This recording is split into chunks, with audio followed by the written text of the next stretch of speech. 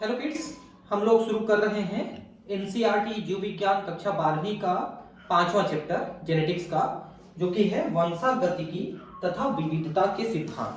देखिए, हम लोग इसमें जेनेटिक्स की स्टडी करेंगे और जेनेटिक्स जो है दो चीजों की बनी होती है। एक होती है हेरेडिटी यानी वंशागतिकी और दूसरी होती है वेरिएशन मतलब भिन्नता। हेरेडिटी यानी कि वंशागतिकी में हम क्या पढ़ते हैं कि हम एक दूसरे के समान क्यों हैं। जैसे हम अपने माँ बाप भाई बहनों से 99.99% तक समान है, तो ये समानता क्यों है, इसको हम हेरेडिटी में पढ़ते हैं। लेकिन हमारी अपनी पहचान है, हम लोग थोड़े अलग दिखते हैं एक दूसरे से, तो वो भिन्नता है। तो भिन्नता भी क्यों है, इसको भी हम जेनेटिक्स के इस चैप्टर में पढ़ते हैं। क्या आपने कभी यह सोचा कि हाथी हमेशा शिशु हाथी को ही जन्म क्यों देता है, किसी अन्य जानवर को क्यों नहीं, या आम के बीज से आम का पौधा ही उगता है, कोई अन्य पौधा क्यों नहीं। तो इन्हीं सब चीजों को हम जेनेटिक्स के इस चैप्टर में पढ़ेंगे। माना कि संतति अपने जनकों से मिलती जुलती है, पर क्या वह उनसे बिल्कुल ही अभिन्न होती है या उनके लक्षणों में कुछ भिन्नता दिखती है। तो अभी मैंने कहा कि ज्यादातर गुणों में तो हम समान होते हैं अपने माँ बाप के, या कोई भी जीव जो है अपने माँ बाप के समान होता है, उसको हम वंशागतिकी में पढ़ेंगे, हेरिडिटी में। लेकिन जो भिन्नता है उसे हम वेरिएशन या भिन्नता में पढ़ेंगे। क्या तुमने कभी आश्चर्य किया है कि सहोदर कभी एक जैसे दिखते हैं या फिर कभी अलग अलग क्यों दिखते हैं। सहोदर का मतलब है भाई बहन, ठीक है, सिबलिंग्स। तो आप देखे होंगे कि सहोदर मतलब कि जुड़वे कभी कभी एक जैसे दिखते हैं, जैसे लड़का लड़का या लड़की लड़की पैदा हुए जुड़वे तो एक जैसे होते हैं कभी कभी, और कभी कभी अलग अलग भी होते हैं। और अलग अलग में दोनों लड़के हो सकते हैं, दोनों लड़की हो सकते हैं, या एक लड़का एक लड़की भी हो सकते हैं। तो ऐसा क्यों होता है कि जुड़वे कभी एक जैसे कभी अलग अलग पैदा होते हैं, इनको भी हमको समझना है। तो मैं सिंपल से बता देता हूं आपको। एक अंडाणु एक शुक्राणु, दोनों के निषेचन से एक युग्मनज बनता है। वो युग्मनज अगर दो भाग में बढ़ जाता है और दो बच्चा बनाता है, तो वो दोनों जुड़वे एक जैसे दिखेंगे, क्योंकि वो एक ही कोशिका से बने हुए हैं, एक ही कोशिका के दो भाग से बने हुए हैं। लेकिन अगर दो अंडाणु और दो शुक्राणु, इनके निषेचन से अगर दो युग्मनज बनते हैं, दो बच्चे बनते हैं, तो दोनों अलग अलग रहेंगे, क्योंकि दोनों का निषेचन अलग अलग हुआ है, दोनों की आनुवंशिक संरचना थोड़ी अलग है, तो दोनों अलग अलग हो सकते हैं। ठीक है। जीव विज्ञान की एक शाखा आनुवंशिकी यानी आनुवंशिक विज्ञान ऐसे तथा इनसे संबंधित अनेक प्रश्नों पर विचार करती है कि ऐसे क्यों होते हैं, इन चीजों को समझने की कोशिश करती है। इस शाखा में वंशागतिकी और विविधता दोनों का अध्ययन होता है। अभी मैंने बताया ना इस चीज को कि हम जो एक जैसे दिखते हैं माँ बाप के साथ, लगभग वो वंशागतिकी है, और जो हमें भिन्नता है वो विविधता कहलाती है। अर्थात यह विचार किया जाता है कि जनक और संतति के लक्षणों में समानता या असमानता क्यों होती है, हम ज्यादातर समान और थोड़े से असमान क्यों हैं। वंशागति आनुवंशिकी का आधार है। ठीक है, आनुवंशिकी पूरा एक चैप्टर है, एक पूरा साइंस है, उसका मेन बेस है हेरिडिटी और वंशागतिकी। वंशागति वह प्रक्रम है जिससे लक्षण जनक से संतति में जाते हैं, तथा विविधता जनक और संतति के लक्षणों की असमानता की अवस्था है। तो मैंने अभी 3-4 बार यही चीज को बताया आपको कि समानता भी है और थोड़ी सी भिन्नता भी है। आप ध्यान रखेंगे, हम एक दूसरे से मतलब पूरे मानव जाति में एक दूसरे से 99% से भी ज्यादा समान है, और भिन्नता जो है वो 1% तो क्या 0.1% से भी कम भिन्नता है। और अपने माँ बाप भाई बहनों से तो हम उससे भी कम भिन्न है, उनसे भी कम, उतना परसेंट भी अलग नहीं है, लेकिन उतना ही अलग इतना कर देता है कि हम अलग दिखने लगते हैं। मानव को 8000 से 10,000 वर्ष ईसा पूर्व यह ज्ञान हो चुका था कि विविधता का कारण लैंगिक जनन की प्रक्रिया में छिपा हुआ है। ये ईसा पूर्व लिखा है, अभी ईस्वी चल रहा है, मतलब 2000 ईस्वी हो गया, और 10,000 ईसा पूर्व मतलब आज से 12,000, 10,000 से 12,000 साल पहले से ही लोगों को ये अंदाज होने लग गया था कि कहीं न कहीं लैंगिक जनन ही इसका कारण है कि हम लोग एक जैसे या अलग अलग दिखते हैं।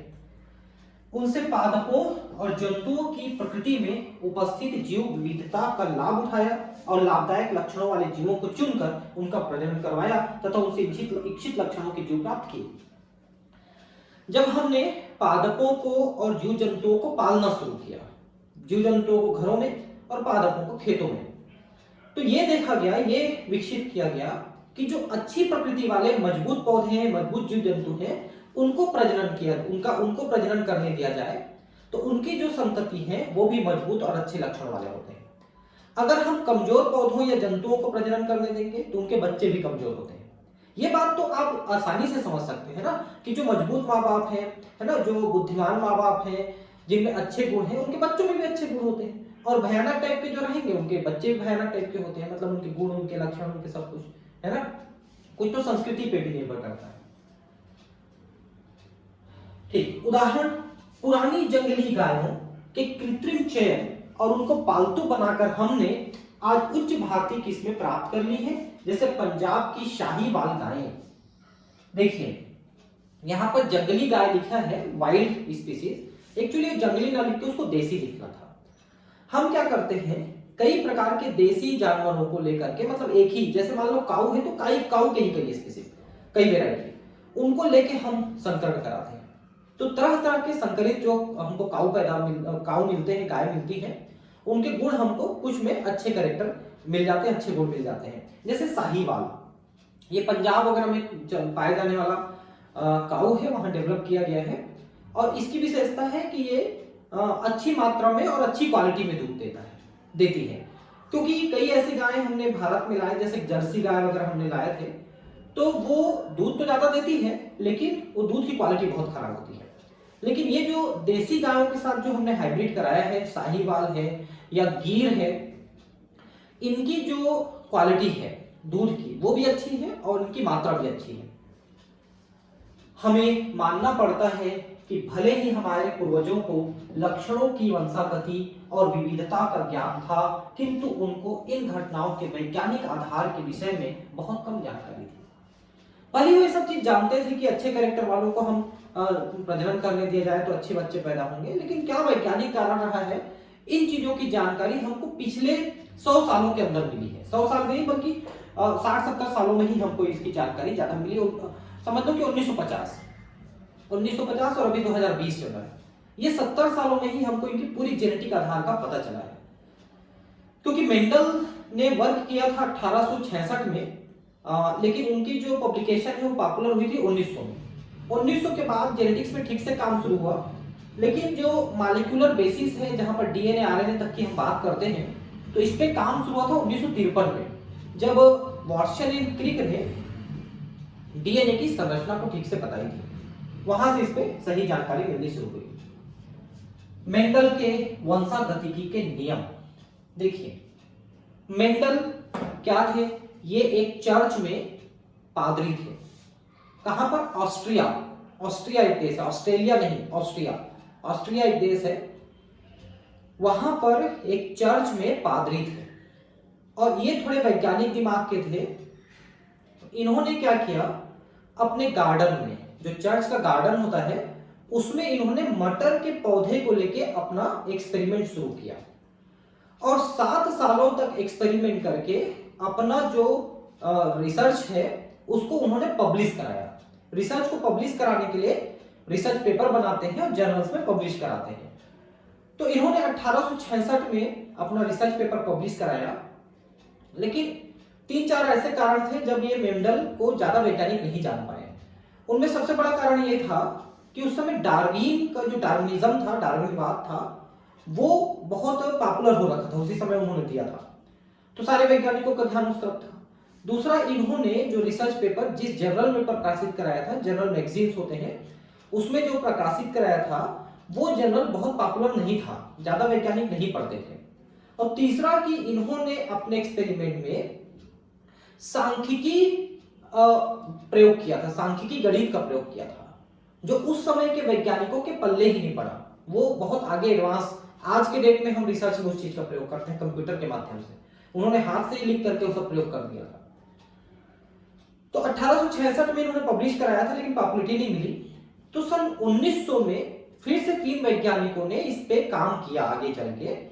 वो 3 वैज्ञानिक थे, Hugo de Vries, Carl Lawrence और एरिक वॉन शेरमैक। शेरमैक, उसको सेनमार्क कह देते हैं लोग, सेनमार्क नहीं है, शेरमैक, शेरमैक है ना। उन्होंने ह्यूगो डी व्रीज, शेरमैक और कार्ल लॉरेंस, इन 3 वैज्ञानिकों ने सन 1900 में, मतलब इनके प्रकाशित करने के 34 साल बाद, इनके कार्य को दोबारा प्रकाशित करवाया, मेंडल के नाम से ही प्रकाशित करवाया। और फिर जाके मेंडल पे लोगों का ध्यान आया कि इतना बड़ा काम ये करके गए हैं करके। उसके बाद फिर इस फील्ड में काफी काम होने लग गया। तो मेंडल ने अपना जो काम किया था वो मटर के पौधे पे किया था। मटर यानी पाइसम से टाइप। ये जो मटर हम खाते हैं इसको हम गार्डन पी कहते हैं, क्योंकि 3-4 प्रकार के मटर होते हैं। एक तो स्वीट पी होता है, मीठी मटर, लेथाइरस सेटाइवस।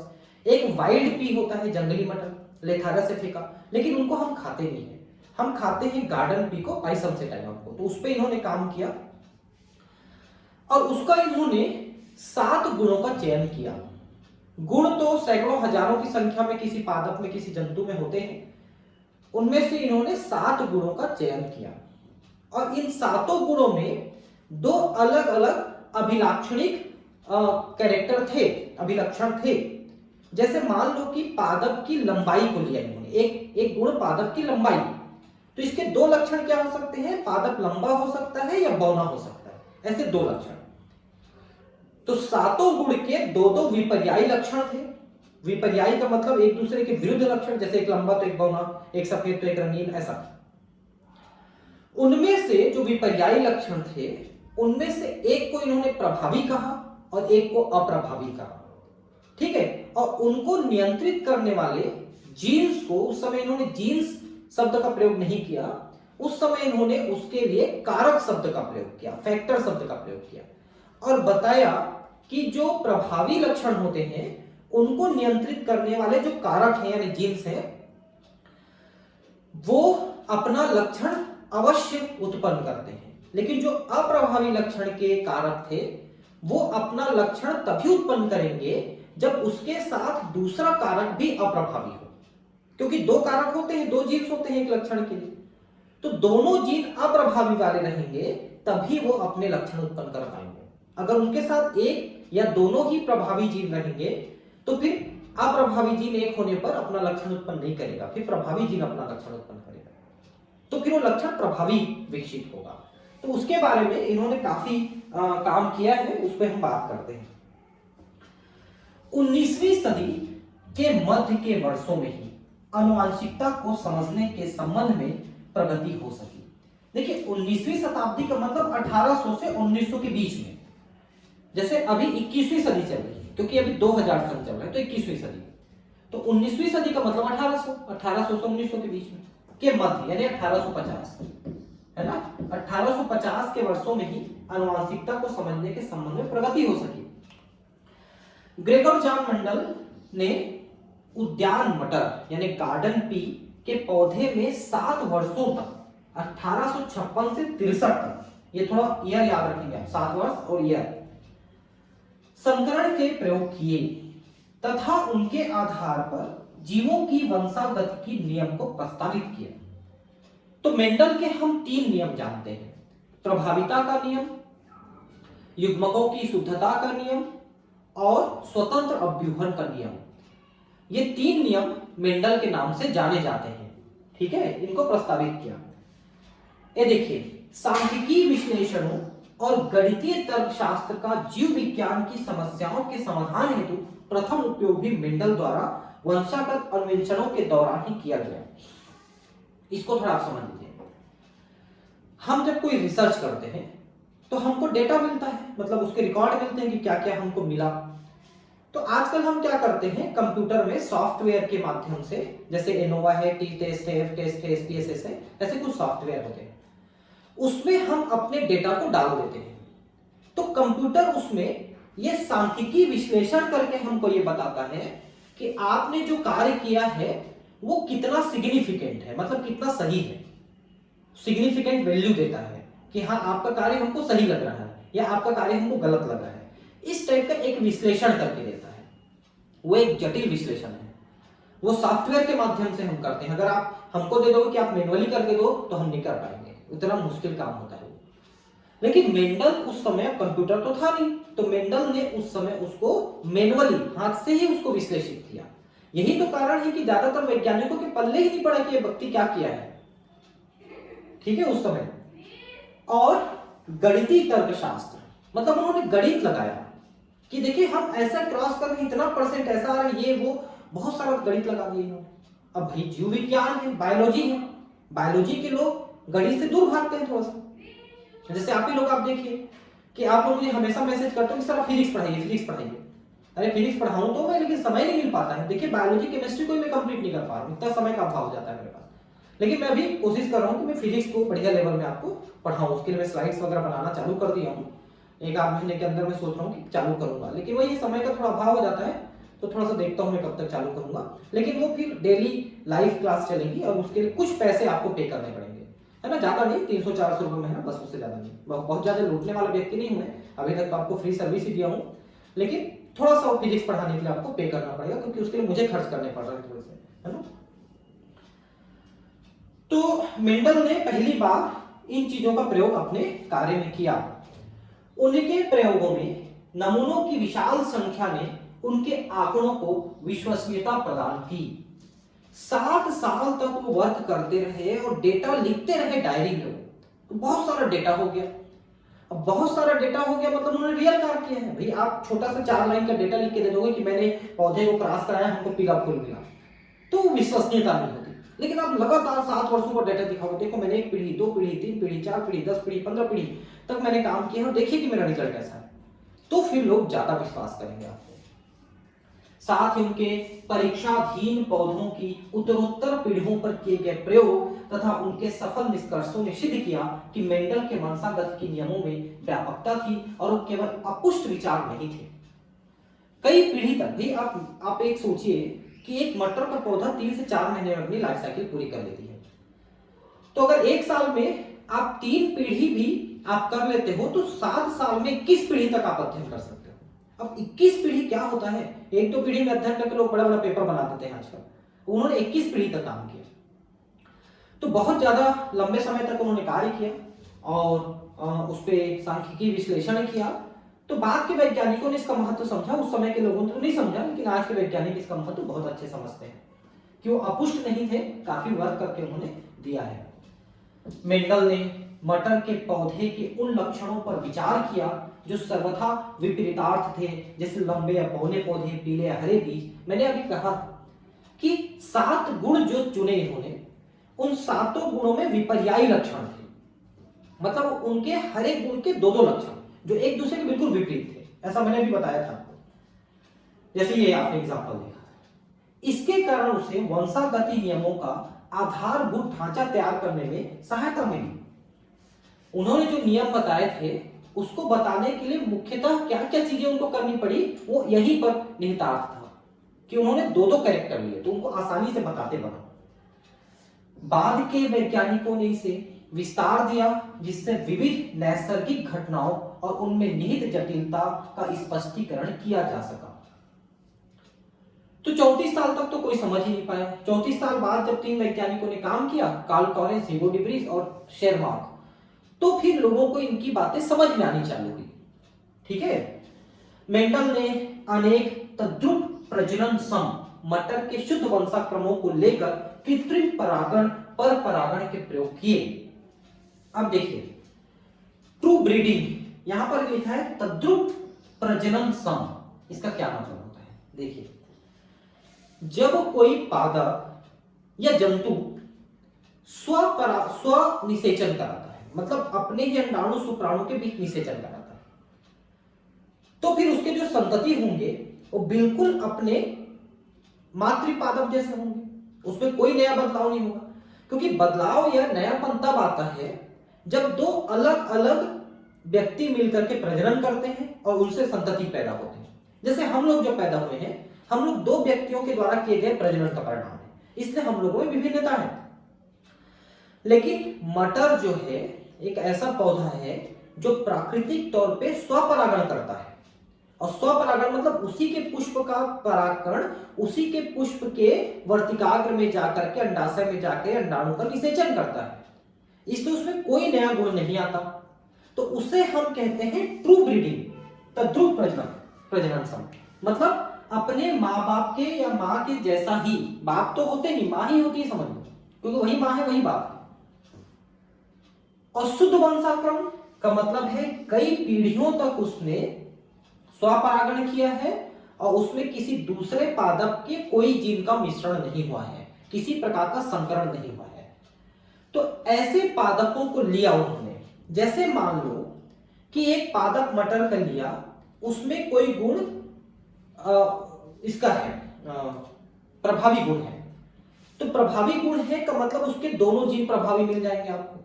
अगर कोई अप्रभावी वाला लक्षण वाला पौधा लिया तो दोनों जीन अप्रभावी वाले मिल जाएंगे, तो उनको निषेचन कराने में आसानी हुई। एक और बड़ी बात बताता हूं मैं आपको,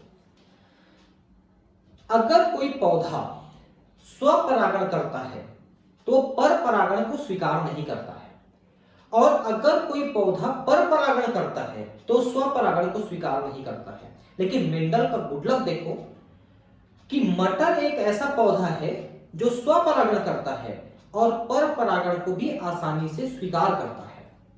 यही कारण है कि मेंडल को लंबे चौड़े एक्सपेरिमेंट के लिए स्वपरागण पर परागण स्वपरागण पर परागण कई बार उन्होंने कराया, बहुत आसानी से हुआ। ये मेंडल के सक्सेस के बड़े कारणों में से एक है कि मटर जो है स्वपरागण के साथ पर परागण को भी स्वीकार करता है। ठीक है, तद्रुप प्रजनन सम या ट्रू ब्रीडिंग वंशक्रम वह होता है जो कई पीढ़ियों तक स्वपरागण के फलस्वरूप स्थायी विशेषक ट्रेट प्रदर्शित करता है। मतलब कि अपने ही वंश के जीन्स को प्रदर्शित करता है, दूसरे के वंश का जीन उसमें मिक्स नहीं होता है, क्योंकि अपना ही अंडाणु अपना ही शुक्राणु है, तो बाहर से कहां से आएगा कोई गुण। मेंडल ने मटर की 14 तद्रुप प्रजनी मटर की किस्मों को छांटा, अर्थात 7 जोड़े विपरीत लक्षणों को लिया। क्योंकि यहां पर आप देखिए मटर की 14 तद्रुप प्रजनी मटर, क्योंकि मैंने अभी कहा ना कि एक लक्षण एक गुण के 2 लक्षण हैं, एक बौना एक लंबा, तो भाई एक लक्षण लिया उसके 2 पौधे लिए, एक लंबा एक बौना, दूसरा लक्षण लिया उसके 2 पौधे, यानी 7 लक्षणों के 14 प्रकार के पादप लेना पड़ा मुझे, वही तो लिखा है यहाँ पर। ठीक, इनमें से कुछ उदाहरण इस प्रकार हैं, चिकने या झुर्रीदार बीज, पीले या हरे। ये देखिए यहाँ पर एक लिस्ट बनाया है, इसी को देख लेते हैं, पूरी तरह समझ में आ जाएगा। देखिए ये लक्षण है और इसके विपर्यायी गुण, विपर्यायी विशेषण, विपर्यास मतलब एक दूसरे के विरुद्ध, जैसे तने की ऊंचाई, प्लांट की हाइट, पौधा या तो लंबा होगा या बौना होगा, फूल का रंग बैगनी यानी रंगीन या सफेद होगा। यहां तक तो आप समझ रहे हैं। अब फूल की स्थिति, फूल या इसी को फली क्यों कहते हैं पता है? फली क्योंकि फूल जहां पर लगा है उसी में निषेचन होगा तो वहीं पर फल बनेगा। भाई मटर की जो फली है जिसको आप छील के बीज खा लेते हो, वो फली है ना मटर की पॉड, वो एक प्रकार की फल है, मटर की फल है वो। तो अंडाशय और उसके अंदर अंडक, तो अंडाशय से फली बनी है और अंडक से बीज बने हैं। तो भाई जहां पर फूल रहेगी वहीं पर ना फली बनेगी। तो फूल की स्थिति कहें या फली की स्थिति कहें, ये 2 प्रकार की हो सकती है। ये अक्षीय या अंत्य। अक्षीय का मतलब होता है ऐसे पादप है तो साइड में ऐसे लगा हुआ है, ये अक्षीय हुआ। और अगर ये पादप है और इसके सिरे पर लगा हुआ है तो ये अंत्य हुआ। कौन लगा हुआ है? या तो पुष्प लगा हुआ है या फली, क्योंकि पुष्प से ही फली बनेगी। अब इन लक्षणों में एक चीज ध्यान रखेंगे कि इसमें जो शुरू में लिखा है वो सभी प्रभावी लक्षण है, ठीक है, प्रभावी, और ये वाले अप्रभावी लक्षण है जो दूसरे वाले में लिखा है। और इनके लिए हम एक एक चिन्ह का भी प्रयोग करते हैं। जैसे लंबे के लिए हम कैपिटल टी का प्रयोग करते हैं, है ना, बौने के लिए स्मॉल टी का प्रयोग करते हैं, बैगनी के लिए कैपिटल सी यानी कलर, सफेद के लिए स्मॉल सी यानी कि सफेद। अक्षीय के लिए अक्ष मतलब एक्सियल, तो कैपिटल ए और स्मॉल ए इसका प्रयोग करते हैं। मैंने बताया अभी अक्षीय मतलब ऐसे साइड में रहेगा और अंत मतलब ऐसे टिप में रहेगा, तो कैपिटल ए और स्मॉल ए। फली का आकार फूला हुआ और सिकुड़ा हुआ।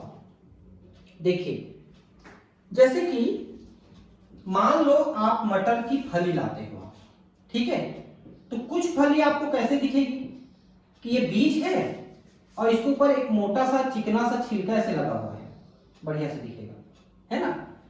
या फिर कैसे दिखेगा कि ऐसा बीज है और इसका छिलका पतला सा खुरदुरा सा और ऐसे दबा दबा सा दिखेगा ऐसे, और इसका बीज भी खाने में उतना टेस्टी नहीं लगता, फीका फीका लगता है। ये दो प्रकार के मटर की फलियां आपको दिखेंगे। तो ये पहला वाला है फूला हुआ जिसको इन्फ्लेटेड कहते हैं, और दूसरा वाला सिकड़ा हुआ जिसको हम कहते हैं कॉन्स्ट्रिक्टेड। तो फूला हुआ इन्फ्लेटेड के लिए कैपिटल आई और इसके लिए स्मॉल आई का प्रयोग करते हैं सिंबल। अब ये जो फली का रंग है वो हरा है और पीला है, तो कैपिटल जी और स्मॉल जी, पीला के लिए वाई यहां पर नहीं लिखेंगे, स्मॉल जी लिखेंगे। बीज का आकार गोल और मुरझाया, जैसे ये बीज है बढ़िया से गोल चिकना बीज है, या ऐसे झुर्री झुर्रीदार टाइप का बीज है, बीज का हुआ टाइप का। तो गोल के लिए राउंड यानी कैपिटल आर, और मुरझाया झुर्रीदार के लिए यानी कि रिंकल्ड के लिए स्मॉल आर। रिंकल्ड झुर्रीदार बोलते हैं, मुरझाया लिखा है झुर्रीदार नाम है। और बीज का रंग पीला, तो यहां पर कैपिटल वाई और स्मॉल वाई सिंबल का प्रयोग करते हैं। बीज का रंग पीला और फली का रंग हरा, यह प्रभावी लक्षण है। फली हरा रहेगा बाहर से लेकिन बीज अंदर से पीलापन लिए हुए रहेगा, तो वो दोनों प्रभावी लक्षण है। और बीज गोल चिकना रहेगा, है ना, और फूला हुआ फली रहेगा, अक्ष में लगा हुआ मिलेगा, बैगनी कलर के पुष्प होंगे, लंबा पौधा रहेगा, ये सब प्रभावी लक्षण है। और दूसरा वाला अप्रभावी लक्षण है। तो ये दो तीन चीजें ऐसी हैं जिनको आपको ध्यान रखना है। जैसे अक्षीय कह रहा है तो साइड में निकलेगा, और अंत मतलब टर्मिनल मतलब टिप में।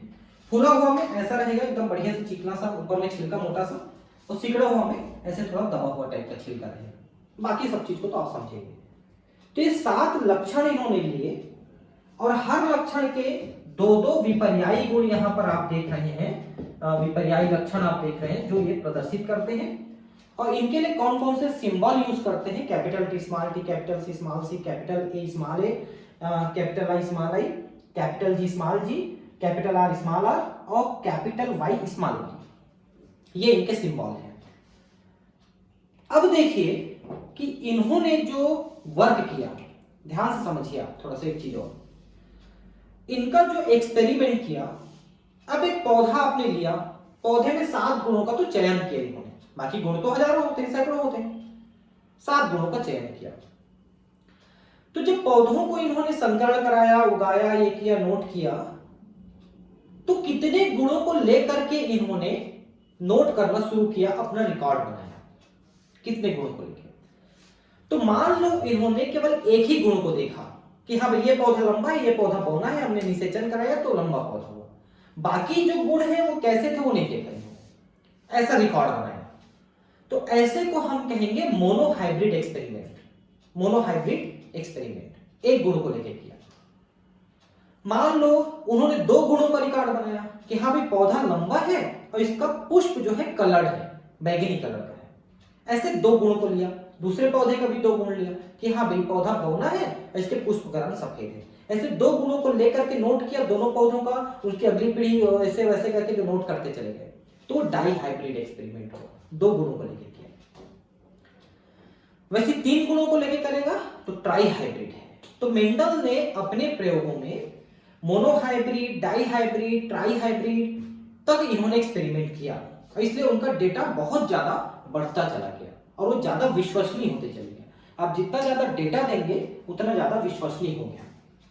ठीक है, तो देखिए यहां पर फिर से उसको फोटो में दिखाया है कि कैसा आपको दिखेगा। अभी थोड़ा ऊपर नीचे कर दिया, कोई बात नहीं है।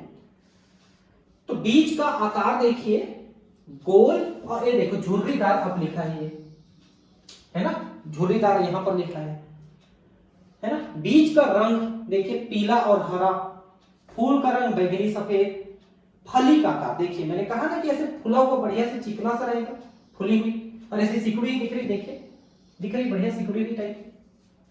रंग देखिए हरा और पीला, है ना। अब हरा कलर नहीं दिख रहा है, वो पीला कलर छाप दिया है, कोई बात नहीं, आप हरा कलर लेना उसको। पुष्प की स्थिति देखिए, ये देखिए ये पादप ऐसे सीधे जा रहे हैं लेकिन पुष्प ऐसे साइड में निकले हैं, जबकि इसके पुष्प सीधा ऊपर में निकल रहे हैं, देखिए। तो दो स्थिति, अक्षीय और अंत्य। तने की ऊंचाई देखिए ज्यादा लंबा है कम लंबा है। तो इसमें इन्होंने इस फोटो में एनसीईआरटी ने बढ़िया समझाने की कोशिश किया है कि ये 7 गुण किस तरह से हैं। वैसे तो मैं पहले ही समझा चुका आपको। अब एक जीन की वंशागतिकी यानी मोनोहाइब्रिड एक्सपेरिमेंट, उसकी हेरिडिटी, इनहेरिटेंस, मोनोहाइब्रिड इनहेरिटेंस। तो अभी मैंने बताया कि जब मेंडल ने उगाना शुरू किया, उन पे निषेचन कराया, ये कराया, तो एक ही लक्षण को नोट किया तो एक जीन हुआ, 2 लक्षणों को तो 2 जीन 3 जीन, ऐसा 1 लक्षण 2 लक्षण 3 लक्षण, ऐसे ना, वैसे 7 लक्षण थे। एक चीज और जान लीजिए कि मेंडल ने अपने एक्सपेरिमेंट के लिए जो तरीका अपनाया है ना, उस तरीके में क्या किया इसको मैं पहले आपको बता दूं ताकि आप आगे भी उस चीज को समझो। देखिए मटर का पुष्प जो है द्विलिंगी पुष्प है, और उस पुष्प में स्वपरागण होता है, मतलब उसी का परागकण उसी के स्टिग्मा में वर्तिकाग्र में जाके निषेचन करता है। ऐसी स्थिति में अगर आप पर परागण कराना चाहते हो, मतलब दूसरे के पॉलन ग्रेन से दूसरे के परागकण से निषेचन कराना चाहते हो, तो आपकी पहली चैलेंज ये है कि उसके स्वपरागण को रोकना पड़ेगा। तो आप क्या करोगे, आप देखिए ध्यान से, जैसे कि ये एक पुष्प है और ये एक पुष्प है, ठीक है, इसमें ये स्त्री केशर है और ये इसके पुंकेशर है, ठीक है। और वैसे ही इस पुष्प में भी ये मादा जननांग यानी स्त्री केशर है और ये नर जननांग यानी पुंकेशर है, ठीक है। ये मटर के 2 पुष्प इन्होंने लिए। अब मेंडल ये चाहते हैं कि इस पुष्प का निषेचन यानी कि इसके मादा जननांग का निषेचन इस पुष्प के परागकण से हो, ऐसा कराना चाहते हैं वो संकरण। ठीक, क्या करना पड़ेगा, तो इस पुष्प में जिसका हम निषेचन कराना चाहते हैं, वो जब पुष्प बन रही है उस समय उसके परिपक्व होने से पहले, क्योंकि अगर परिपक्व हो गए मादा और नर तो स्वपरागण कर लेंगे वो, तो परिपक्व होने से पहले हमको एक्सपेरिमेंट करना पड़ेगा।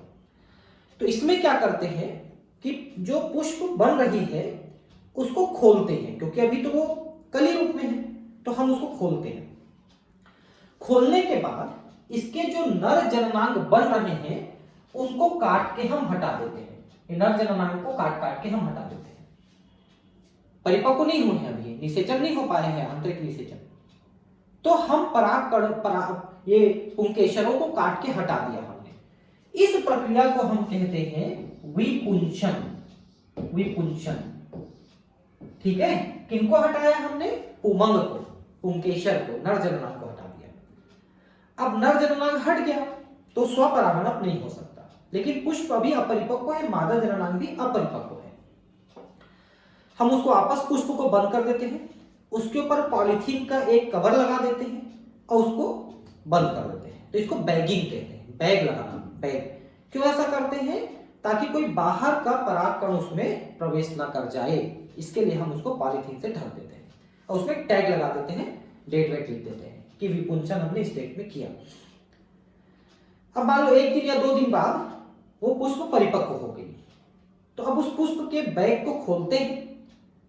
पुष्प तो खुली हुई है या नहीं खुली तो खोल लेंगे, और जिस पुष्प से परागकण हम इसमें लाना चाहते हैं उस पुष्प के परागकण को हम ब्रश में चिपका के लाके ऐसे छिड़क देंगे। कौन से ब्रश में, वो जो 0 साइज का पेंटिंग ब्रश आता है ना, पतला सा एकदम, पेंट करते हो जिससे वाटर कलर वगैरह आपको, उसको लेकर आएंगे उस ब्रश को, और उस ब्रश में ऐसे चिपका लेंगे पॉलन ग्रेन को, और इसके स्टिग्मा के ऊपर लाके ऐसे झाड़ देंगे उसको, तो बहुत सारा पॉलन ग्रेन इसके ऊपर गिर जाएगा। उसके बाद फिर से इसको बैग लगा देंगे इसी को, ताकि दूसरा पॉलन ग्रेन और ना आ सके। तो चूंकि अपना तो ये निकाल चुके हैं अपन इसको, तो दूसरे का जो लाके दिए हैं उससे पर परागण करेगा।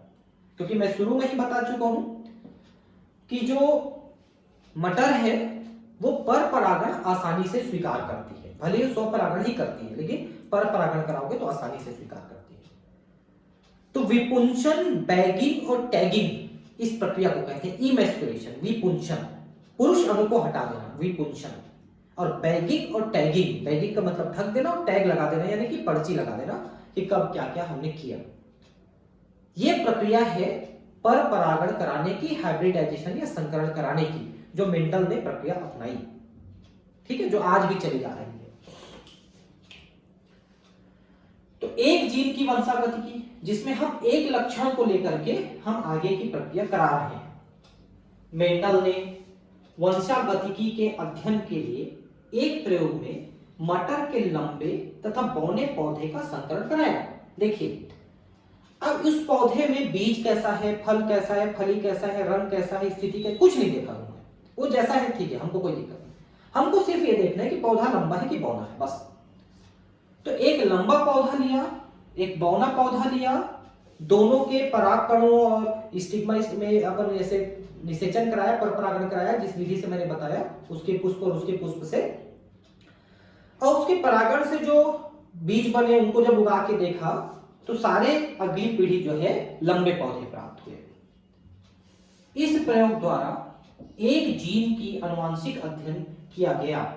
इस संकरण से उत्पन्न बीजों को उगाकर उन्होंने प्रथम संकर पीढ़ी के पौधे प्राप्त किए। इस पीढ़ी को प्रथम संतति पीढ़ी या फीलियल वन प्रोगेनी या F1 भी कहा जाता है। ये तो आप एक्सपेरिमेंट में करते हो ना, ऐसे करते हो ना, कैपिटल टी, अभी आगे देखेंगे अपन, स्मॉल टी है ना, इससे जो मिला कैपिटल टी स्मॉल टी, तो इसको F1 लिखते हो ना, F1, और इसको पेरेंटल पी लिखते हो ऐसे। ये तो थोड़ा बहुत तो जानते हैं आप कि प्रथम पीढ़ी को F1, द्वितीय पीढ़ी को F2। तो F का मतलब क्या है, फीलियल, और उसके ऊपर को P लिखते हैं, P का मतलब पेरेंट, है ना।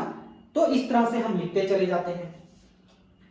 मेंडल ने देखा कि F1 पीढ़ी के सभी पौधे लंबे थे, अर्थात अपने लंबे जनक के समान थे, कोई पौधा पौना नहीं था। चित्र देखते हैं क्या लिखा है, ठीक है, ये चित्र देखिए।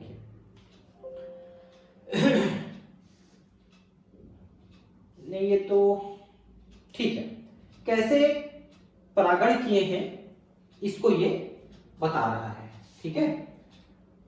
चित्र 5.2, ठीक, ये देखिए, हमने यहां पर देखिए क्या किया है, ये कैंची से काट रहे हैं। देखिए, हमने अभी बताया ना विपुंसन करते हैं कि इसमें हम लोग उसके परागकण को लाना चाहते हैं, तो इसको हमने काट दिया, विपुंसन कर दिया, और उसके परागकण को लाके इसमें छिड़क दिया। अब इसकी अगली पीढ़ी जो बनी, उनके बीजों को उगा के देखा तो सभी लंबे पौधे, या जो ये कलर्ड वाले फ्लावर हैं वैसा दिख रहे हैं, ठीक है। ये देखिए लंबे बौने पौधे, इसको देखिए, एक लंबा पौधा लिया, मान लो एक कैपिटल टी थे, एक बौना पौधा लिया, स्मॉल टी थे। जब इनका निषेचन कराया तो जो पहली पीढ़ी प्राप्त हुई सभी लंबे पौधे थे। देखिए, तो कैपिटल टी स्मॉल टी की पीढ़ी हमको प्राप्त हुई। अब इसका अगला पीढ़ी स्वपरागण कराया। ये देखिए स्वपरागण का मतलब क्या हुआ कि ये जो पौधा हमको मिला, ऐसा ही एक और पौधा लेकर के हमने अगली पीढ़ी तैयार की। तो अगली पीढ़ी में 3 लंबे और एक बौने प्राप्त हुआ, एक बौना प्राप्त हुआ। कैसे, देखिए, ये जो कैपिटल टी स्मॉल टी ऐसे 2-2 जीन्स थे इन लोगों में। तो ये कैपिटल टी इस कैपिटल टी के साथ आया तो कैपिटल टी बना, तो पौधा तो लंबा होगा ही, कैपिटल टी आया है तो, है ना। अब मान लो ये कैपिटल टी इसके स्मॉल टी के साथ आया तो भी कैपिटल टी स्मॉल टी लंबा ही बनेगा, क्योंकि कैपिटल टी है इसमें। तो ये कैपिटल टी उसके कैपिटल टी के साथ या स्मॉल टी के साथ, ये जो स्मॉल टी है इसके कैपिटल टी के साथ आएगा तो भी कैपिटल टी स्मॉल टी होना है, लेकिन स्मॉल टी के साथ आएगा तो बौना होगा। तो चूंकि ये कैपिटल टी है इसलिए लंबा हुआ, ये दोनों कैपिटल टी स्मॉल टी है इसलिए लंबे हुए, लेकिन ये स्मॉल टी है इसलिए पौना हुआ। तो इसमें अगर आप कहेंगे तो बाहर से देखने पर 3 लंबे और 1 बौना मिला, तो 3:1 इसका फिनोटिपिक अनुपात है। फिनोटाइप क्या होता है? बाहर से दिखने में पौधे कैसे दिख रहे हैं वो उसका फिनोटाइप होता है, लेकिन अंदर में उसके जीन्स कैसे हैं ये उसका जीनोटाइप होता है। तो इसका जीनोटाइप 1:1 का अनुपात आता है। कैसे? तो एक है आपका कैपिटल टी, देखिए ये एक है, उसके बाद ये कैपिटल टी स्मॉल टी वाले 2 हैं, है ना, उसके बाद स्मॉल टी वाला 1 है। तो 1:2:1, मतलब ये हुआ। आप यहां पर 2 शब्दों को समझिए, समयुग्मजी और विषमयुग्मजी, ये 2 शब्द इस्तेमाल करते हैं। जब किसी गुण के दोनों जीन एक जैसे होते हैं तो उसे हम समयुग्मजी कहते हैं, और अगर दोनों जीन अलग अलग होते हैं तो हम उसे विषमयुग्मजी कहते हैं। यहां पर आप देखिए कि कैपिटल टी समयुग्मजी है, समयुग्मजी लंबा पौधा है, ठीक है, लेकिन कैपिटल टी स्मॉल टी ये विषमयुग्मजी है, क्योंकि एक कैपिटल टी है एक स्मॉल टी है, तो ये विषमयुग्मजी है, लेकिन है तो लंबा। तो 2 विषमयुग्मजी लंबे पौधे मिले आपको, और एक आपको मिला बौना। तो बौना पौधा तो हमेशा समयुग्मजी ही मिलेगा, क्योंकि उसमें दोनों जीन एक जैसे हैं, इसलिए वो हमेशा समयुग्मजी ही मिलेगा आपको, विषमयुग्मजी नहीं मिलेगा, ठीक है। तो आप बौने पौधे को समयुग्मजी बौना कहेंगे तो भी ठीक है, समयुग्मजी नहीं कहेंगे तो भी ठीक है, वो समयुग्मजी है ऑलरेडी। इसलिए एक समयुग्मजी लंबा, 2 विषमयुग्मजी लंबे और 1 बौना या समयुग्मजी बौना, ये हमारा इसका जीनोटाइप अनुपात मिला हमको। लेकिन फिनोटाइप क्या मिला? बाहर से देखने पर तीनों ही पौधे लंबे हैं, इसलिए हमको 3 लंबे और 1 बौना पौधा का अनुपात हमको मिला, ठीक है। ठीक, तो इन्होंने 1 लंबा और 1 बौने पौधे का अनुपात देखा। इसी प्रकार के परिणाम अन्य विश्लेषकों वाले संकरण प्रयोगों में भी पाए गए, और भी जो गुण हैं उनको लेके इसी तरह का प्रयोग किया गया।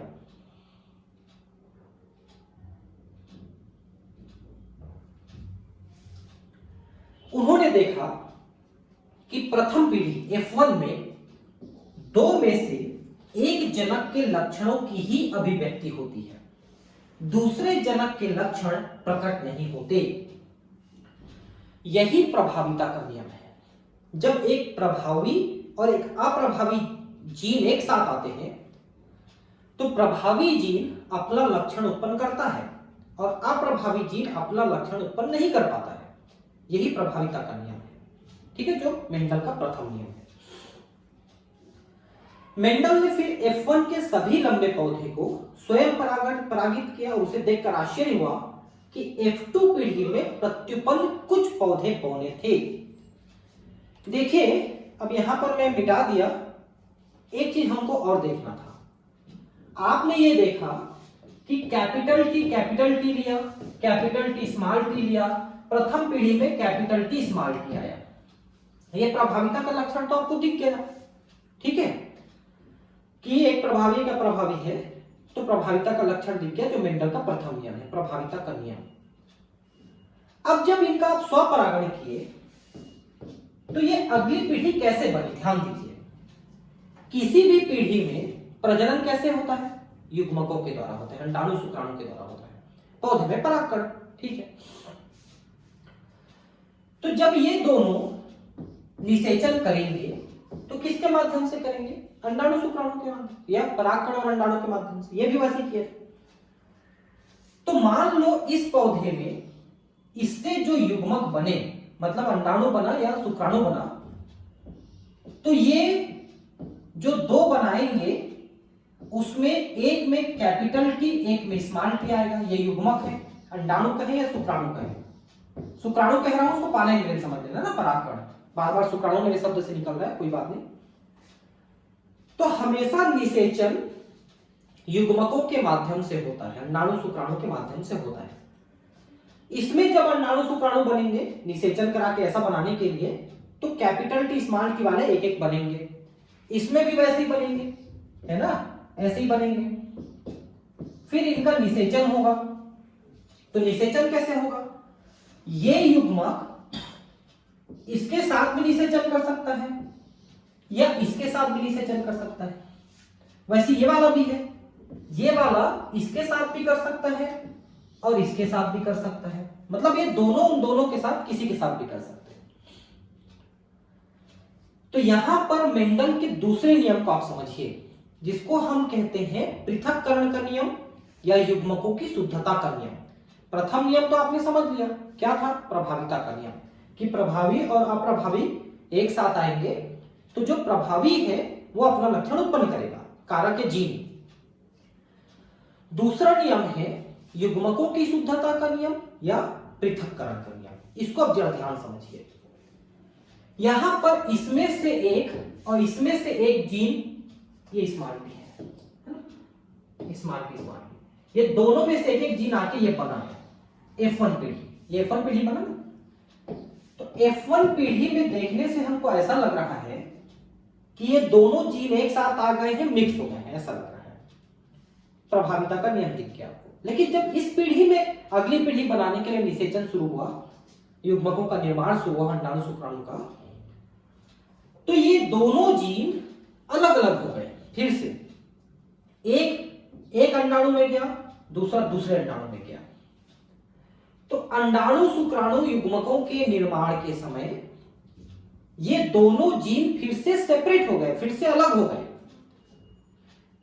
इसके लिए हम इसको कहते हैं पृथक्करण का नियम। भले F1 पे एक साथ आ गए हैं, एक साथ जुड़ गए हैं, ऐसा दिख रहा है, लेकिन फिर उस पीढ़ी में युग्मक बनेंगे तो फिर से अलग हो गए। तो पृथक्करण का नियम, युग्मक बनाते समय जीन पृथक हो गए जो F1 पीढ़ी में आए थे। और जब पृथक होके दो अलग अलग युग्मकों में गए तो शुद्ध रूप से गए। मतलब ये जीन भी शुद्ध है, ये जीन भी शुद्ध है, एक दूसरे का आदान प्रदान नहीं किए हैं, ऐसा मान के चल रहे हैं पर मेंडल के नियम में। हालांकि क्रॉसिंग ओवर में कर सकते हैं थोड़े बहुत, लेकिन मेंडल तो कहता है कि नहीं करें। मेंडल के हिसाब से हम अभी बात कर रहे हैं। तो एक तो पृथक हो गए और दूसरा की जीन शुद्ध है, तो युग्मक भी शुद्ध हुए, जो अंडाणु शुक्राणु वे भी शुद्ध हुए। इसलिए इसको हम कहते हैं युग्मकों की शुद्धता का नियम या पृथक्करण का नियम।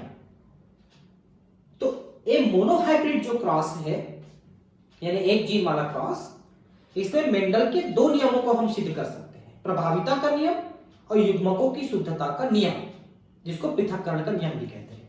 तो यह प्रभाविता का नियम हो, पहली पीढ़ी में नजर आ गया ये प्रभाविता का नियम, लेकिन युग्मकों की शुद्धता का नियम अगली पीढ़ी बनने पर नजर आता है, जिसमें दोनों जीन अलग अलग युग्मकों में चले गए, शुद्ध रूप से गए तो पृथक भी हो गए और युग्मक भी शुद्ध मिल गए।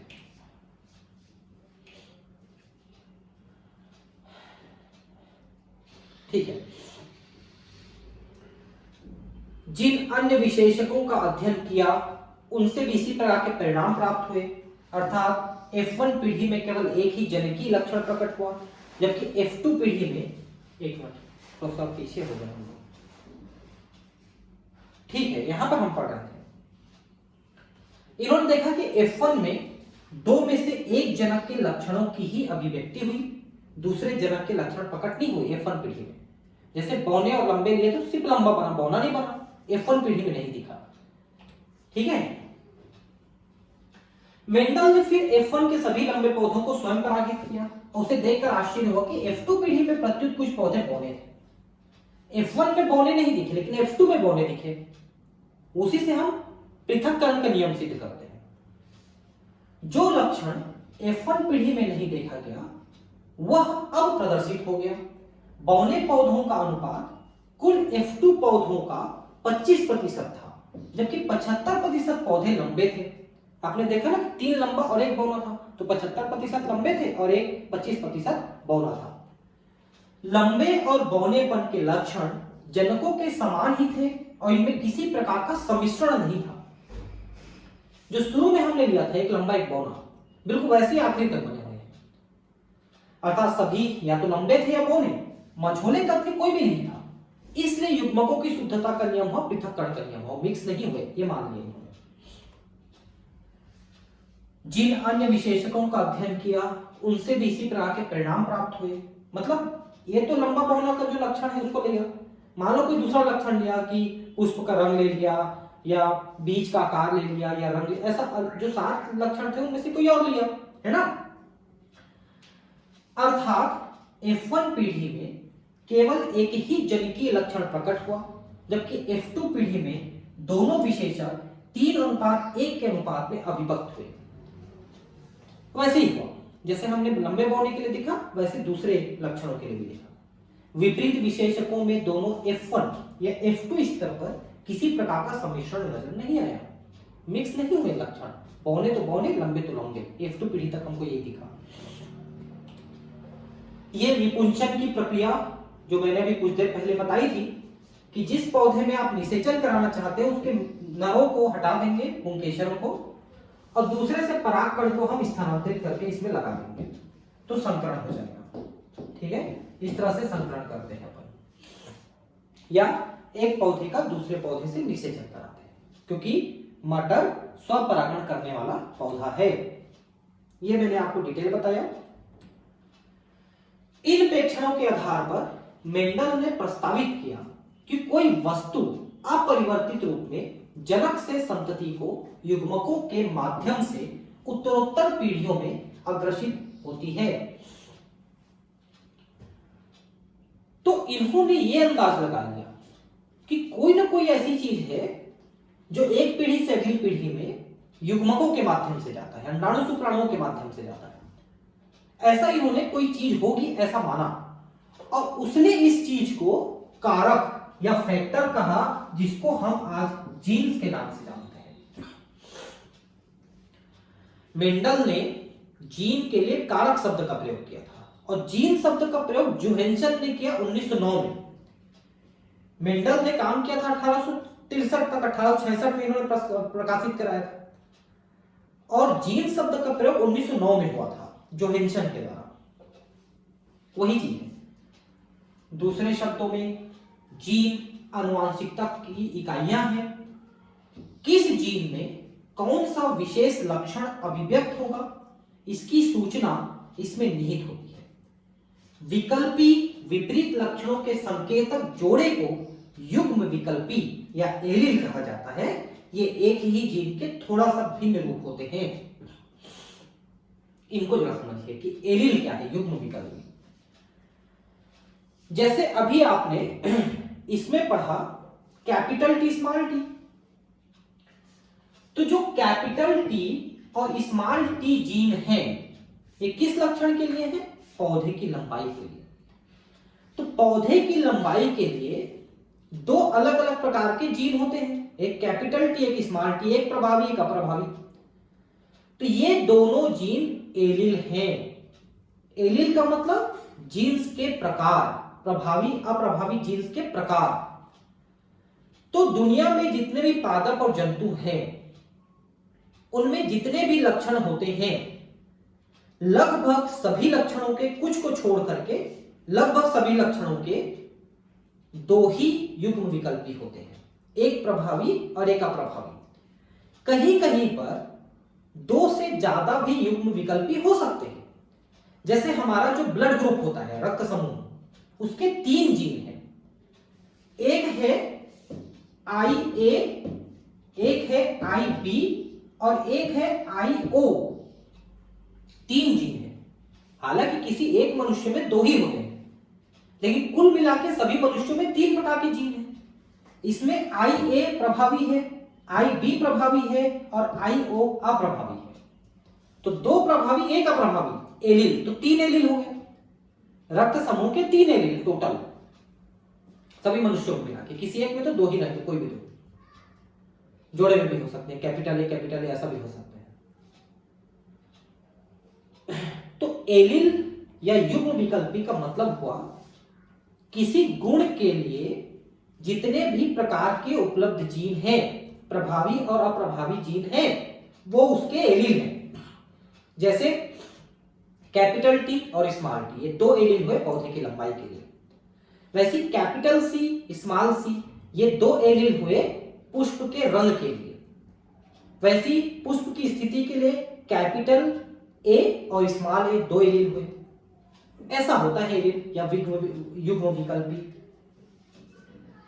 यदि हम प्रत्येक जीन को अक्षरों के प्रतीक दें तो जो लक्षण F1 पीढ़ी में व्यक्त होता है उसे कैपिटल अक्षर से तथा विपरीत लक्षण की जीन को छोटे अक्षर से व्यक्त किया जाता है। यह वही बता रहा है कि जो अप्रभावी जीन है उसको स्मॉल लेटर से, जैसे स्मॉल टी, और जो प्रभावी लक्षण है उसको कैपिटल लेटर से, जैसे कैपिटल टी। इस तरह से हम इसको दिखाते हैं। उदाहरण के लिए ऊंचाई के लक्षण में लंबे के लिए कैपिटल टी और बौने के लिए स्मॉल टी का प्रयोग होता है। कैपिटल टी और स्मॉल टी एक दूसरे के युग्म विकल्पी या एलिल है। यही बात तो मैं बता रहा था। दूसरे शब्दों में पौधे की ऊंचाई के एलिल जोड़े। अब जोड़े कैसे बनाएंगे? तो या तो दोनों प्रभावी के जोड़े रहेंगे, एक प्रभावी एक अप्रभावी का जोड़ा रहेगा, या दोनों अप्रभावी के जोड़े रहेंगे। तो एलिल जोड़े बना के किसी भी पुष्प में रहेंगे, किसी भी पौधे में रहेंगे। तो ज्यादातर जो पौधे और जंतु हैं उसमें किसी एक गुण के लिए एक जोड़ा एलिल होता है, और दोनों एलिल एक जैसे हैं तो हम उसे समयुग्मजी कहेंगे। जैसे ये और ये समयुग्मजी है, लेकिन ये विषमयुग्मजी है क्योंकि दोनों एलिल अलग अलग प्रकृति के हैं, एक कैपिटल है और एक स्मॉल है। मेंडल ने यह भी प्रस्तावित किया तदनुरूप प्रजननक्षम मटर की लंबी या बौनी प्रजाति में एलिल जोड़ा समयुग्मजी यानी होमोजाइगस कैपिटल टी या स्मॉल टी होगा, है ना। इसी को हम जीनोटाइप या जीन प्रारूप, और लंबे बौने बाहर से जो दिखते हैं उसको फिनोटाइप कहते हैं। मतलब अंदर से जीन कैसा है, वो ऐसा है कि ऐसा है कि ऐसा है। तीन अलग अलग प्रकार के जीन हो सकते हैं जोड़े में, वो जीनोटाइप है। लेकिन बाहर से पौधा कैसा दिख रहा है, वो लंबा या बौना सिर्फ दो प्रकार का दिख सकता है। ये दोनों लंबे दिखेंगे, ये बौना दिखेगा, वो उसका फिनोटाइप है। यानी दृश्य प्रारूप और जीनी प्रारूप ये शब्द है। अगर किसी पौधे का genotype capital T small T है तो उसका फिनोटाइप क्या होगा? तो इसका फिनोटाइप होगा लंबा, ये पौधा लंबा दिखेगा। अब इतनी सब बातें बताने के बाद इतनी छोटी सी बात तो आप आराम से बता सकते हैं कि पौधा लंबा होगा। मेंडल ने पाया कि F1 विषम युग्मजी कैपिटल टी स्मॉल टी का फिनोटाइप दिखने में बिल्कुल कैपिटल टी जनक के समान होता है। मतलब कि वो पौधा भी लंबा था, ये पौधा भी लंबा है। इसका मतलब ये है कि कैपिटल टी यहां पर मुख्य रोल निभा रहा है, क्योंकि वहां भी कैपिटल टी है, यहां भी कैपिटल टी है। उसी का कारण से पौधा लंबा हुआ, यानी प्रभावी है। इसलिए उसने प्रस्तावित किया कि असमान कारकों के जोड़े में से कोई एक दूसरे के ऊपर प्रभावी हो जाता है। जैसा कि F1 में इसे प्रभावी और दूसरे को अप्रभावी नाम दे दिया गया। इस प्रयोग में कैपिटल टी लंबाई का कारक, स्मॉल टी बौनेपन के कारक के ऊपर प्रभावी हो जाता है। जिन अन्य लक्षण युग्मों को उन्होंने अध्ययन किया वहां भी यही पाया गया। इस बात को मैं शुरू से बताते रहा आपको कि जो शुरू में जब हमने 7 लक्षणों के लिस्ट पढ़े उसमें भी हमने देखा कि पूरा एक तरफ और दूसरे तरफ प्रभावी और अप्रभावी के ही कपल बने हुए थे, जोड़े बने हुए थे। शुरू से मैंने इस चीज को आपको समझाने का प्रयास किया। प्रभाविता और अप्रभाविता की संकल्पना को याद रखने के लिए यही सुविधाजनक और तर्कसंगत होगा कि बड़े यानी कैपिटल और छोटे अक्षरों का प्रयोग किया जाए। इसलिए हम कैपिटल और स्मॉल लेटर का प्रयोग करते हैं। जैसे लंबे के लिए कैपिटल टी और बौनेपन के लिए स्मॉल डी का प्रयोग नहीं करेंगे, क्योंकि इससे आपको याद रखना कठिन होगा, तो हम कैपिटल टी के साथ स्मॉल टी का प्रयोग करेंगे, कैपिटल ए के साथ स्मॉल ए, कैपिटल जी के साथ स्मॉल जी, वाई का प्रयोग नहीं करेंगे, ऐसा है ना। क्योंकि अगर हम अलग अलग लिखते हैं तो हमको यह बताना मुश्किल हो जाएगा कि दोनों जीन एक ही लक्षण के एलील हैं या नहीं है, यह बताना मुश्किल हो जाएगा। समयुग्मजी मामलों में एलील समान हो सकते हैं, जैसे कैपिटल टी या स्मॉल टी, और विषमयुग्मजी मामलों में असमान होते हैं, जैसे कैपिटल टी और स्मॉल टी। क्योंकि कैपिटल टी स्मॉल टी पौधा एक लक्षण ऊंचाई को ही नियंत्रण जीन के लिहाज से विषमयुग्मजी है, अतः इसे एकल संकर या मोनोहाइब्रिड कहा जाता है। ठीक है, और कैपिटल टी और स्मॉल टी के बीच के क्रॉस को एकल संकर क्रॉस कहा जाता है। एक बात आप ध्यान रखिए कि हमने एक ही लक्षण को लेकर के रिकॉर्ड बनाया, इसलिए हमने उसको मोनोहाइब्रिड क्रॉस कहा। लेकिन मोनोहाइब्रिड का मतलब क्या होता है? मोनोहाइब्रिड का मतलब होता है कि एक लक्षण जो है वो हाइब्रिड है, जैसे कैपिटल टी स्मॉल टी, ये लक्षण हाइब्रिड है। मान लो आप तीन लक्षणों के जीन एक साथ लिखते हो, मान लो capital T small T, capital A small A और कैपिटल आर स्मॉल आर, लो तीन लक्षणों के जीन हमने एक साथ लिखे, तो ये पौधा मोनोहाइब्रिड है। क्यों पता है? क्योंकि सिर्फ एक ही लक्षण यहां पर हाइब्रिड है। हाइब्रिड का मतलब एक कैपिटल एक स्मॉल होना चाहिए, तो हाइब्रिड होता है, तो ये मोनोहाइब्रिड हुआ। लेकिन अगर इसी को हम capital T small T, capital A small A और कैपिटल आर लिखते हैं, तो ये डाई हाइब्रिड हुआ। क्यों? क्योंकि अब यहां पर दो जो पेयर है वो हाइब्रिड है। और अगर हम इसको तीसरे वाले को भी कर देते हैं, है ना, जैसे कि ऐसा कर देते हैं, तो ये ट्राई हाइब्रिड होगा, क्योंकि अब तीनों ही जोड़े हाइब्रिड कंडीशन में है। तो किसी संकरण में हमारे पास जो पेयर बन रहे हैं उनमें कितने पेयर हाइब्रिड है, उसके आधार पर मोनोहाइब्रिड, डाइहाइब्रिड, ट्राइहाइब्रिड होता है।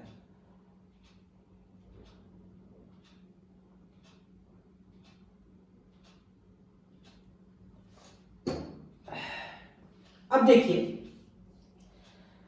तो हम इसको मोनोहाइब्रिड क्रॉस, डाइहाइब्रिड क्रॉस क्यों कहते हैं? क्योंकि उन्होंने एक ही लक्षण को लेकर क्रॉस किया ना। Capital T small T cross किया, कैपिटल टी स्मॉल टी बना, तो एक ही हाइब्रिड हुआ। उसी तरह से दो को लेते हैं, कैपिटल टी और मान लो कैपिटल आर एक साथ ले लिए, मान लो ऐसा ले लिए, कैपिटल टी कैपिटल आर, इसका क्रॉस किया स्मॉल टी स्मॉल आर, तो प्रथम पीढ़ी कैसा बनेगा? Capital T small T capital R small R, ये प्रथम पीढ़ी बनेगा F1, तो डाइहाइब्रिड हुआ ना। तो शुरू से हम कितने लक्षणों को लेकर क्रॉस कर रहे हैं, उसके आधार पे अगली पीढ़ी मोनोहाइब्रिड, डाइहाइब्रिड, ट्राइहाइब्रिड बनता है, इसलिए उस क्रॉस को हम मोनोहाइब्रिड, डाइहाइब्रिड, ट्राइहाइब्रिड क्रॉस कहते हैं। इस प्रेक्षण से कि अप्रभावी जनकीय विशेषक की अभिव्यक्ति बिना किसी प्रकार के सम्मिश्रण से ही F2 पीढ़ी में हो जाती है, हम यह निष्कर्ष निकाल सकते हैं कि जब अर्धसूत्रण यानी मियोसिस, कोशिका विभाजन के समय लंबे और बौने पौधे के युग्मकों का उत्पादन करते हैं, तो जनकीय जोड़े के एलील एक दूसरे से अलग अलग हो जाते हैं। वही पृथक्करण का नियम मैंने आपको बताया अभी थोड़ी देर पहले कि कैसे दोनों युग्मकों में अलग अलग हो गए, इसलिए युग्मकों की शुद्धता का नियम या पृथक्करण का नियम मेंडल का दूसरा नियम। और केवल एक ही एलील युग्मक में प्रेषित होता है, या तो कैपिटल टी जाएगा या स्मॉल टी जाएगा किसी अंडाणु या शुक्राणु में। एलीलों का यह विसंयोजन यादृच्छिक होता है, रैंडम। किसमें कौन जाएगा ये निश्चित नहीं है, कोई किसी में भी जा सकता है। और युग्मक में कोई एक एलील होने की संभावना 50% होती है। अब उसमें कैपिटल टी आएगा कि स्मॉल टी आएगा, इसकी संभावना 50%। ऐसा संकर प्रयोगों द्वारा सत्यापित हो चुका है। इस प्रकार लंबे कैपिटल टी पौधे के युग्मकों में केवल कैपिटल टी एलील और बौने स्मॉल टी के पौधे के युग्मकों में स्मॉल टी एलील होता है। अब ये क्या लिखा आप समझ पाए? देखिए, जैसे कि मान लो कोई पौधा कैपिटल टी है, तो इसमें जितने भी अंडाणु या शुक्राणु बनेंगे सभी में तो कैपिटल टी ही आएंगे ना। ये देखिए ये वाला आएगा, ये वाला आएगा, तो कैपिटल टी यानी सभी युग्मकों में कैपिटल टी रहेगा। वैसे ही स्मॉल टी वाला है तो इसके युग्मकों में स्मॉल टी आएगा बस, क्योंकि स्मॉल टी ही है, स्मॉल टी है ना, ये ऐसा, इसलिए वैसा लिख रहा है कि अगर पौधा कैपिटल टी वाला है तो उसमें सभी युग्मकों में कैपिटल टी ही मिलेगा। स्मॉल टी वाला है तो सभी युग्मकों में स्मॉल टी ही मिलेगा। लेकिन अगर ये कैपिटल टी स्मॉल टी वाला है तो आधे युग्मकों में ये कैपिटल टी आएगा, आधे युग्मकों में स्मॉल टी आएगा, तो दो प्रकार के युग्मक मिलेंगे, ऐसा कहना है इसका। तो वो युग्मकों की शुद्धता का नियम है कि ये दोनों जीन पृथक हो गए, अलग अलग युग्मकों में चले गए, और वो पृथक्करण का नियम ये युग्मकों की शुद्धता का नियम है। ठीक, निषेचन के समय ये दो एलील कैपिटल टी एक जनक से पराग के माध्यम से और स्मॉल टी दूसरे जनक से अंड के माध्यम से आकर युग्मन करके ऐसे युग्मनजों का निर्माण करते हैं जिसमें एक कैपिटल टी एलील और दूसरा स्मॉल टी एलील होता है।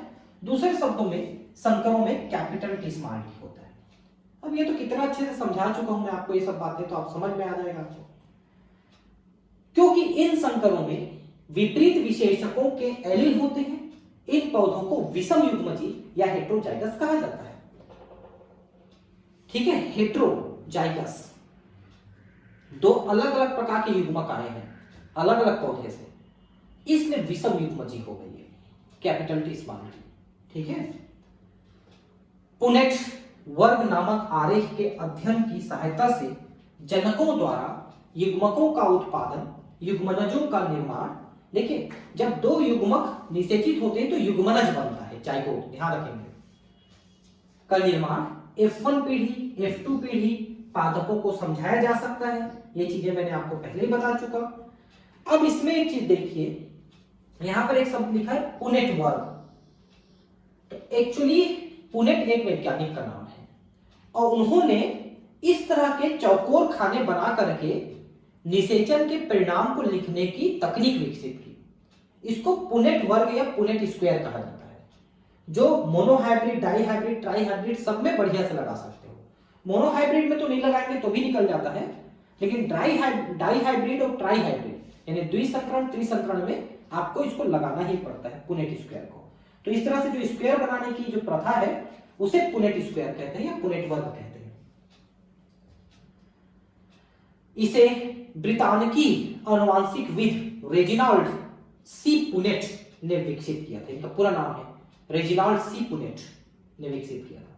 यह आरेख आनुवांशिक संकरण प्रयोगों में संतति के सभी संभाव्य जीनोटाइपों की गणना करने के लिए बनाया गया है।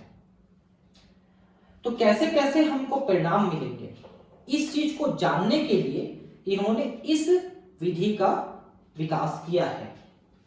सभी संभाव्य युग्मकों को सबसे ऊपर की कतार में बाईं तरफ के स्तंभों में दोनों तरफ लिखा जाता है। अब यहां पर ऐसे लिखा जाता है, बोल रहा है जैसे कि एक लंबा और एक बौना पौधा आपने लिया, कैपिटल टी स्मॉल टी।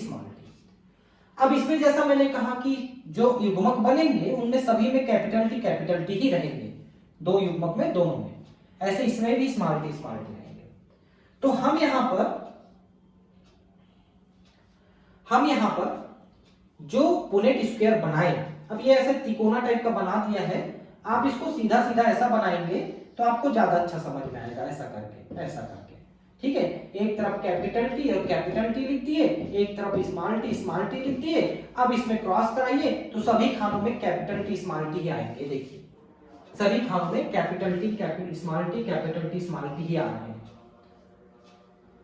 ठीक है, अब इसके आगे का जब प्रयोग किया, यानी कि दो कैपिटल टी स्मॉल टी वाले पौधों को लिया, ये देखिए दो पौधों को लिया जिसमें दोनों में कैपिटल टी स्मॉल टी था, तो इनके गैमीट कैसे बने, इनके युग्मक कैसे बने? तो इसके एक युग्मक में स्मॉल टी आया, एक युग्मक में कैपिटल टी आया। वैसे ही एक कैपिटल टी आया, एक स्मॉल टी आया, इसमें भी वही कंडीशन हुआ, दोनों को रख दिया हमने। अब क्रॉस कराया तो इसका कैपिटल टी स्मॉल टी, इसका कैपिटल टी, इसका स्मॉल टी, इसका कैपिटल टी, है ना। इसका कैपिटल टी, इसका स्मॉल टी, इसका कैपिटल टी, इसका स्मॉल टी, ऐसा रखते गए हम लोग। तो आपको ये क्रॉस मिला। तो फिर से तिकोने की बजाय आप ऐसा बनाएंगे स्क्वायर, तो आपको ज्यादा समझ में आएगा। ऐसा आप एक तरफ कैपिटल टी और स्मॉल टी लिखिए, दूसरी तरफ कैपिटल टी और स्मॉल टी लिखिए। आप क्रॉस करिए, इन दोनों का कैपिटल टी, इसका कैपिटल टी स्मॉल टी, इसका कैपिटल टी स्मॉल टी, इसका स्मॉल टी स्मॉल टी, है ना। इसका इन दोनों के साथ क्रॉस किए तो ये आया, इसका इन दोनों के साथ क्रॉस किए तो ये आया। समझ गए ना। इस कैपिटल टी को उठाइए, एक मिनट क्या लिखा गया यार, मिटा गया, चलो कोई बात नहीं। तो इस तरह से आप क्रॉस किए, क्रॉस करना तो आ गया होगा आपको। तो ये कैपिटल टी मिला एक, दो मिले कैपिटल टी स्मॉल टी, एक मिला स्मॉल टी स्मॉल टी। तो वही आपको देखिए कि तीन लंबे एक बौना मिला। ये फिनोटाइप अनुपात है, मैं तो शुरू से बता चुका हूं। और जीनोटाइप क्या है? एक कैपिटल टी, दो कैपिटल टी स्मॉल टी और एक स्मॉल टी स्मॉल टी। तो आपको जीनोटाइप मिला 1:2:1, ये अनुपात मिला। और फिनोटाइप मिला तीन लंबे और एक बौने। ये तो मैं पहले ही आपको शुरू से बताया हूं। पुनेट वर्ग से आसानी से देखा जा सकता है कि यादृच्छिक निषेचन, यादृच्छिक मतलब रैंडम, कोई किसी के साथ भी निषेचन कर सकता है। आप देख सकते हैं कि ये स्मॉल टी जो है इस कैपिटल टी के साथ भी निषेचन किया है और इस स्मॉल टी के साथ भी निषेचन किया है। मतलब वो चूज नहीं करेगी कि मेरे को इससे ही करना है, ऐसा नहीं करेगी। तो कुछ भी यहां पर दो प्रकार के मिल जाएंगे, ठीक है। तो उसी को यादृच्छिक कहा जाता है कि बिना चूज किए कोई किसी के साथ भी निषेचन कर रहा है। तो यहां पर कैसा मिला? तो चार में से एक ये, दो ये और एक ये, ऐसा जीनोटाइप मिला। चार में से ये ऐसे ऐसे मिले। साथ ही केवल लंबा फिनोटाइप दृष्टिगोचर होता है। F2 अवस्था में 3/4 पौधे लंबे हैं, जिनमें से कुछ कैपिटल टी और कुछ small capital T small T होते हैं। तो कुछ नहीं, एक कैपिटल टी है और दो कैपिटल टी स्मॉल टी है। बाहर से देखने पर ये दोनों प्रकार के पौधे अलग अलग नहीं दिखते हैं, दोनों लंबे दिखते हैं, यानी तीन लंबे दिखेंगे आपको। अतः जीनोटाइप के जोड़े कैपिटल टी स्मॉल टी से केवल एक ही लक्षण कैपिटल टी लंबे की अभिव्यक्ति होती है। मतलब कि अगर ऐसा जीनोटाइप है तो भी इसमें केवल कैपिटल टी ने ही अपना लक्षण उत्पन्न किया। इसलिए कहा जाता है कि लक्षण लंबा बौने लक्षण अर्थात एलईटी के ऊपर प्रभावी हो जाता है। इसलिए ऐसा मानते हैं कि कैपिटल टी ने अपना लक्षण उत्पन्न किया और स्मॉल टी को दबा दिया, ऐसा हम मानते हैं, इसलिए उसको प्रभावी मानते हैं। इसी लक्षण प्रभाविता का यह असर होता है कि F1 के सारे पौधे लंबे होते हैं, भले ही genotype capital T small T हो। और F2 पीढ़ी में 3/4 पौधे लंबे हो जाते हैं, भले ही जीनोटाइप के लिहाज से कैपिटल टी स्मॉल टी और स्मॉल टी हो, तो भी सभी पौधे लंबे होते हैं। अंत में जीनोटाइप अनुपात 3/4 लंबे होते हैं और 1/4 बौने होते हैं। 3:1 का अनुपात फिनोटाइप रेशियो है और जीनोटाइप है 1:2:1। तो फिनोटाइप जीनोटाइप का अनुपात आपको समझना पड़ेगा। तो कैपिटल टी स्मॉल टी, ये 1/4, 1/2 और 1/4 के अनुपात को गणित के द्विनामी पद के द्वारा व्यक्त किया जा सकता है। ये बाइनोमियल थ्योरम ax + by का होल स्क्वायर, इसके द्वारा व्यक्त कर सकते हैं, है ना। अब इसमें आप लिखिए, देखिए कैसे लिखते हैं, ax + by। तो ax क्या है?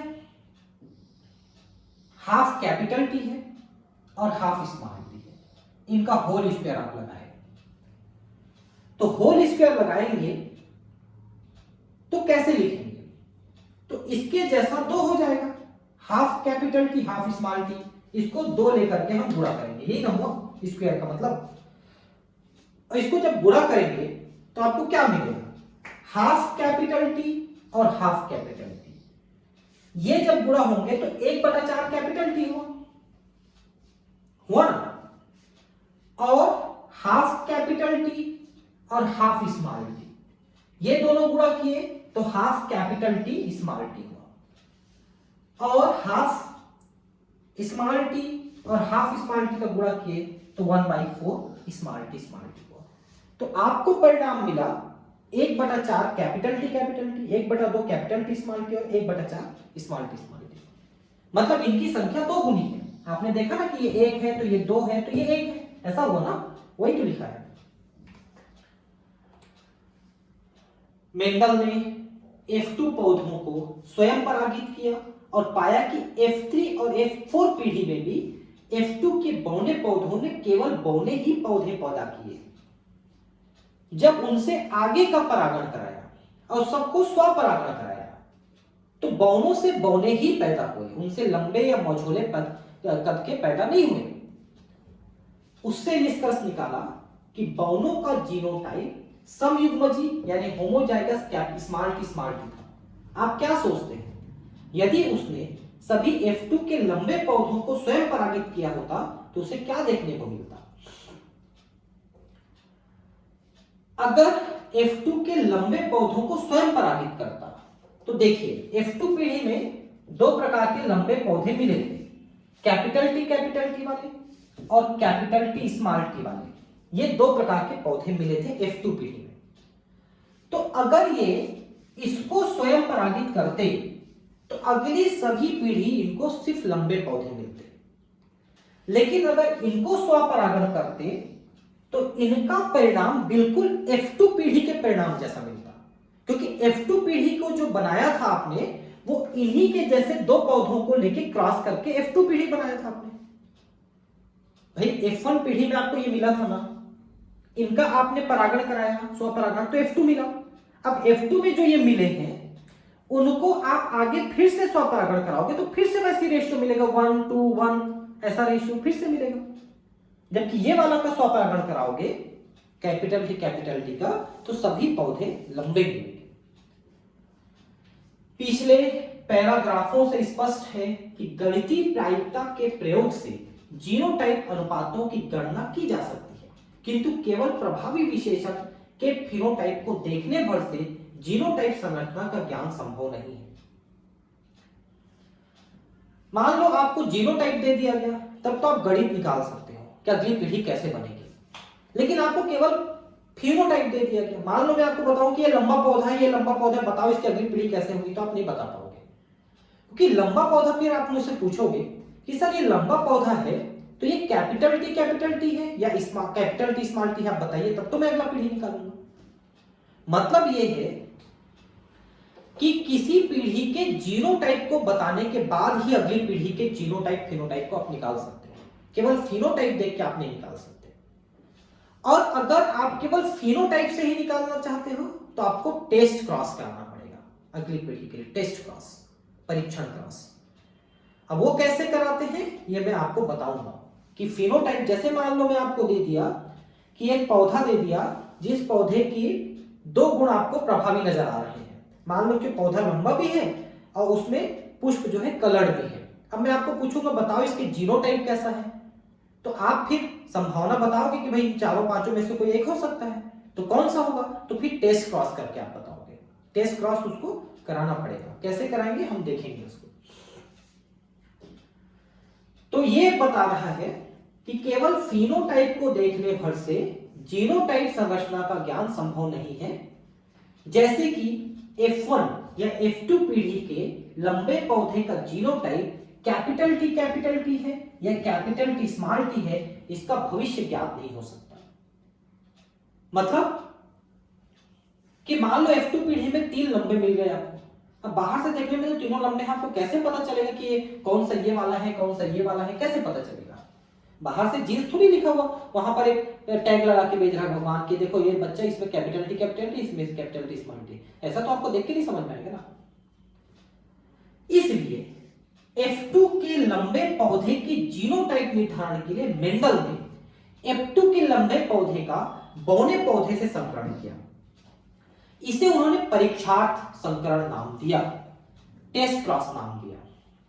देखिए टेस्ट क्रॉस कैसे करते हैं इसको आप समझिए। यहां पर आप देखिए कि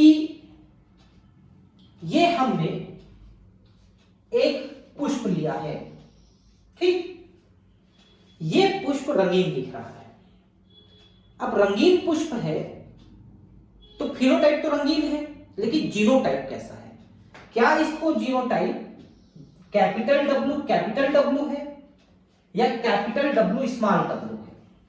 यहां पर कलर के लिए डब्ल्यू शब्द का प्रयोग किया है, सिंबल का कोई दिक्कत नहीं है, हम कैपिटल सी बोल रहे थे, कैपिटल डब्ल्यू कोई दिक्कत नहीं। तो कलर के लिए कैपिटल डब्ल्यू, तो कलर है तो दोनों कैपिटल है या एक कैपिटल है, क्योंकि इन दोनों में कलर हो सकता है। अब इसको कैसे जानोगे? तो इसका क्रॉस हम लोग स्मॉल डब्ल्यू वाले से कराएंगे। तो मान लो ये ऐसा वाला रहेगा तो हमको परिणाम ऐसा मिलेगा, मान लो ऐसा वाला है तो परिणाम हमको ऐसा मिलेगा। दोनों में से कोई एक परिणाम आपको प्राप्त होगा। ये आपने कॉपी में लिखा कि हमको दोनों में से कोई एक परिणाम प्राप्त होगा। फिर इस पौधे का रियल में संकरण कराए, पौधे को लगाए, ये करिए उस करे, और जो हमको परिणाम मिला पौधे की अगली पीढ़ी, उसको हम मैच कर लिए कि इसके जैसा मिल रहा है कि उसके जैसा मिल रहा है। अब देखिए ध्यान से, मान लो दिया गया पौधा का पुष्प जो है कैपिटल डब्ल्यू वाला है और इससे रंगीन है, और इसका क्रॉस आपने स्मॉल डब्ल्यू वाले से कराया, क्योंकि जो टेस्ट क्रॉस है, परीक्षार्थ संकरण है, उसमें हम लोग दोनों जीन स्मॉल लेटर वाला ही लेते हैं क्रॉस कराने के लिए। मतलब अप्रभावी लक्षण वाले को ही उसके साथ क्रॉस कराते हैं। देखिए इसके साथ क्रॉस हमने स्मॉल वाले का ही किया है, एक ही क्रॉस है, रिजल्ट हमको दोनों में से कोई एक मिलेगा, ऐसा कह रहा है। अब देखिए ध्यान से, अगर ये कैपिटल डब्ल्यू वाला है तो इसके सभी युग्मक कैपिटल डब्ल्यू वाले बनेंगे, इसके सभी युग्मक तो स्मॉल डब्ल्यू वाले ही बनते हैं। क्रॉस कराएंगे तो सभी पुष्प, सभी जो पौधे हैं वो रंगीन पुष्प वाले मिलेंगे, क्योंकि capital W small W, capital W small W, capital small वाले ही मिल रहे हैं। तो अगर दिया गया पौधे का पुष्प जो है कैपिटल डब्ल्यू वाला है, और इसका जब हमने टेस्ट कराया स्मॉल डब्ल्यू वाले से, तो अगली पीढ़ी हमको सभी एक ही प्रकार के पुष्प कैपिटल डब्ल्यू स्मॉल डब्ल्यू यानी कि सभी रंगीन वाले मिले। लेकिन मान लो ये पौधा कैपिटल डब्ल्यू स्मॉल डब्ल्यू वाला था और इसका क्रॉस हमने वही, यही है कि क्रॉस है, स्मॉल डब्ल्यू वाले से कराया, तब इसके युग्मक दो प्रकार के बने, कैपिटल डब्ल्यू स्मॉल डब्ल्यू। इसका तो स्मॉल डब्ल्यू है। जब क्रॉस कराया तो हमको क्या मिला? हमको दो प्रकार के मिले, आधे हमको कलर्ड वाले मिले कैपिटल डब्ल्यू स्मॉल डब्ल्यू, और आधे हमको व्हाइट वाले मिले स्मॉल डब्ल्यू। मतलब इसका रेशियो 1:1 आया और इसका रेशियो 1 आया, मतलब सभी इसमें कलर्ड मिले और इसमें आधे कलर्ड और आधे व्हाइट मिले। मतलब ये है कि टेस्ट क्रॉस करके आपने इसका जीनोटाइप पता कर लिया, क्योंकि आपने जो दूसरा पौधा लिया वो अप्रभावी लक्षण वाला है। तो अप्रभावी लक्षण वाले का जीनोटाइप आपको पता रहता है कि मान लो वो सफेद पुष्प है तो निश्चित है कि उसका जीनोटाइप स्मॉल डब्ल्यू है। लेकिन रंगीन पुष्प है तो कैपिटल भी हो सकता है, कैपिटल स्मॉल भी हो सकता है। अब इसका क्रॉस कराया हमने स्मॉल वाले से, अगर दो प्रकार के मिले का मतलब ये कैपिटल स्मॉल वाला था, और एक ही प्रकार के मिले का मतलब ये कैपिटल वाला था। तो हमने दिए गए पौधे का जीनोटाइप पता किया टेस्ट क्रॉस के द्वारा। टेस्ट क्रॉस जीनोटाइप पता करने का क्रॉस है, उसके द्वारा हमने जीनोटाइप पता किया, ये मतलब है।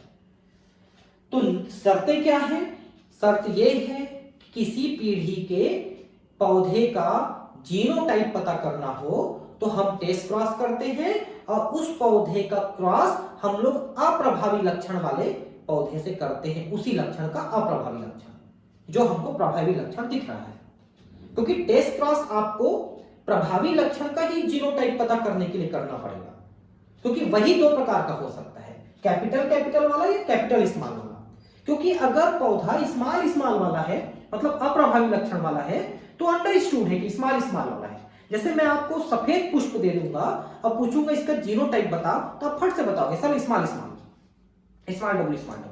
लेकिन जब मैं आपको रंगीन पुष्प दिया और पूछा इसका जीनोटाइप बताओ, तो आप कहोगे सर या तो ये कैपिटल डब्ल्यू है या कैपिटल डब्ल्यू स्मॉल डब्ल्यू है। अब मैं बोलूंगा बताओ कि कौन सा है दोनों में से, तो फिर आप ये क्रॉस करोगे और क्रॉस का परिणाम अगर ऐसा मिल रहा है तो आप बताओगे सर ये कैपिटल डब्ल्यू स्मॉल डब्ल्यू वाला है, और ऐसा मिल रहा है तो आप बोलोगे सर ये कैपिटल डब्ल्यू वाला है। ऐसा आप बताओगे। तो यहां पर एक चीज ध्यान दीजिए कि हमने यहां पर जो टेस्ट क्रॉस किया है ये एक लक्षण को लेकर किया है, पौधे के पुष्प के रंग को लेकर के। मान लो दो लक्षणों को लेकर क्रॉस करते तो यहां पर भी आप दो अप्रभावी लक्षण को लेकर क्रॉस करते इसके साथ। जैसे मान लो कि मान लो यहां पर हम कैपिटल डब्ल्यू स्मॉल डब्ल्यू और कैपिटल आर स्मॉल आर ऐसे दो लक्षण लेते यहां पर इसके जगह में, तो यहां पर भी आप कैपिटल डब्ल्यू और स्मॉल आर ऐसे दो लक्षण ले लेते। वहां पर भी दोनों लक्षण अप्रभावी होते, यहां पर भी दोनों लक्षण कोई भी हो सकते हैं। तो परीक्षण क्रॉस कराने के लिए हमको अप्रभावी लक्षण वाले पौधे के साथ उसका क्रॉस कराना पड़ता है और उससे हमको दिए गए पौधे का जीनोटाइप पता चलता है, ठीक है। और अगर वो संकरित पौधा है तो फिर एक से ज्यादा प्रकार के लक्षण आपको मिलेंगे, दोनों आधे आधे मिलेंगे। यह परीक्षण क्रॉस। इस प्रयोग में प्रभावी फिनोटाइप वाले जीव, यहां पर मटर के पौधे जिसका जीनोटाइप मालूम करना है, परीक्षार्थ जीव का अप्रभावी पौधे से संकरण किया जाता है, जिसका पता करना है। दिख रहा है कि वो प्रभावी है, लेकिन कैसा प्रभावी है, दोनों जीन प्रभावी वाले हैं या एक जीन प्रभावी वाला है, इसका पता करना है परीक्षार्थ क्रॉस से। तो उसका अप्रभावी पौधे से जिसके दोनों जीन अप्रभावी हैं उनके साथ संकरण किया गया, न कि स्वपरागण। ध्यान रखें कि स्वपरागण नहीं हुआ है, ठीक है। परीक्षार्थ जीव के जीनोटाइप निर्धारण के हेतु ऐसे संकरण की संततियों का विश्लेषण किया जा सकता है। चित्र 5.5 में ऐसे संकरण के परिणाम दर्शाए गए हैं। यहां पर बैगनी कैपिटल डब्ल्यू श्वेत रंग स्मॉल डब्ल्यू के ऊपर प्रभावी है, यह हमने अभी क्रॉस में देखा है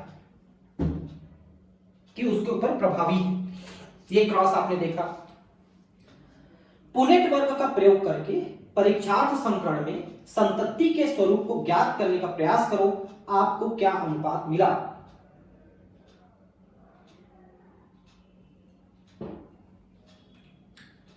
तो देखिए ना भाई, पुनेट स्क्वायर ही तो बनाया है ये एक संकरण के लिए। द्विसंकरण के लिए बनाओगे तो 16 खाने आपको बनाने पड़ेंगे, ठीक है। वैसे 16 खाने परीक्षार्थ संकरण में नहीं बनाना पड़ता, 4 खानों से ही चल जाएगा। इस संकरण प्रयोग की जीनोटाइप का उपयोग करके क्या आप परीक्षार्थ संकरण की एक सामान्य परिभाषा दे सकते हैं?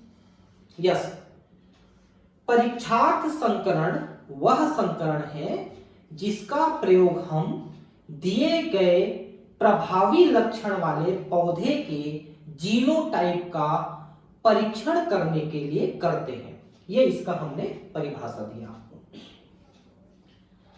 एक संकरण प्रयोग के अपने प्रेक्षणों को आधार बनाकर मेंडल ने इनकी वंशागतिकी संबंधी अपनी समझ के सार रूप के 2 सामान्य नियम प्रस्तावित किए।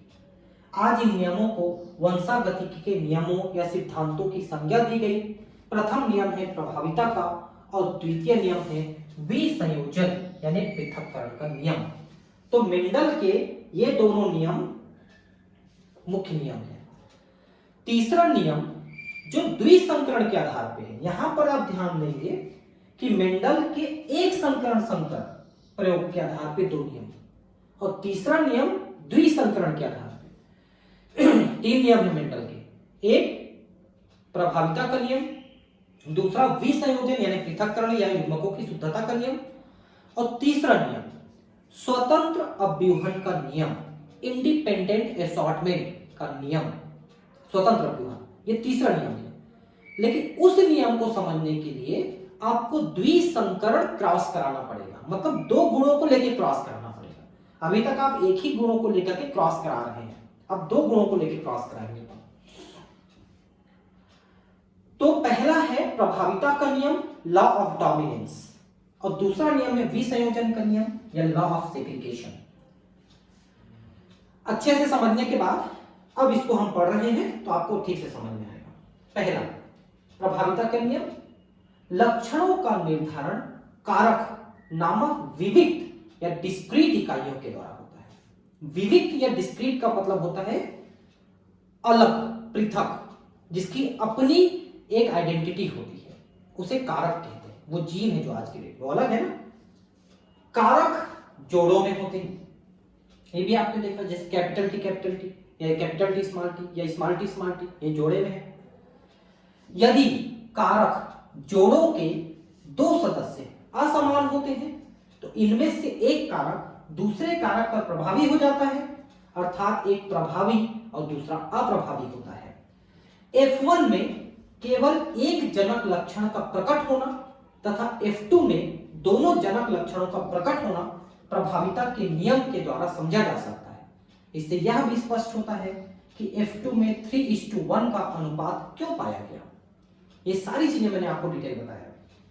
और दूसरा विसंयोजन का नियम, कि जो प्रथम पीढ़ी के दोनों जीन एक साथ आ गए हैं वो अलग अलग युग्मकों में चले जाएंगे, अलग अलग युग्मकों में पृथक होकर चले जाएंगे।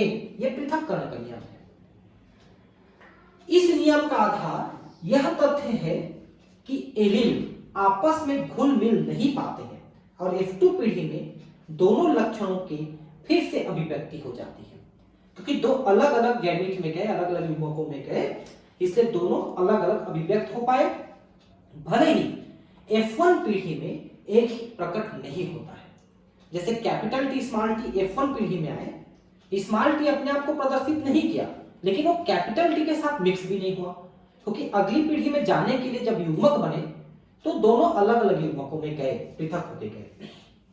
यद्यपि जनकों में दोनों एलील विद्यमान होते हैं F1 पीढ़ी में, कैपिटल टी स्मॉल टी दोनों हैं, तब भी एक साथ मिक्स नहीं हुए।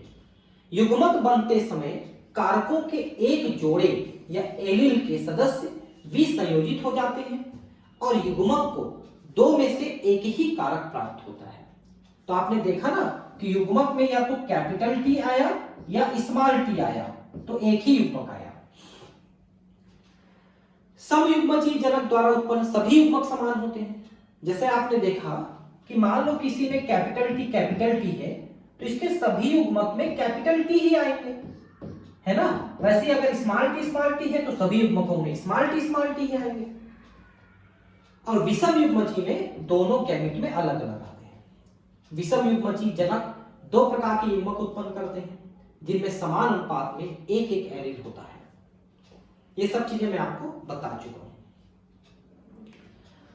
अब मेंडल का जो नियम है, प्रभाविता का नियम, उसका एक अपवाद है, वो है अपूर्ण प्रभाविता, इनकम्प्लीट डोमिनेंस।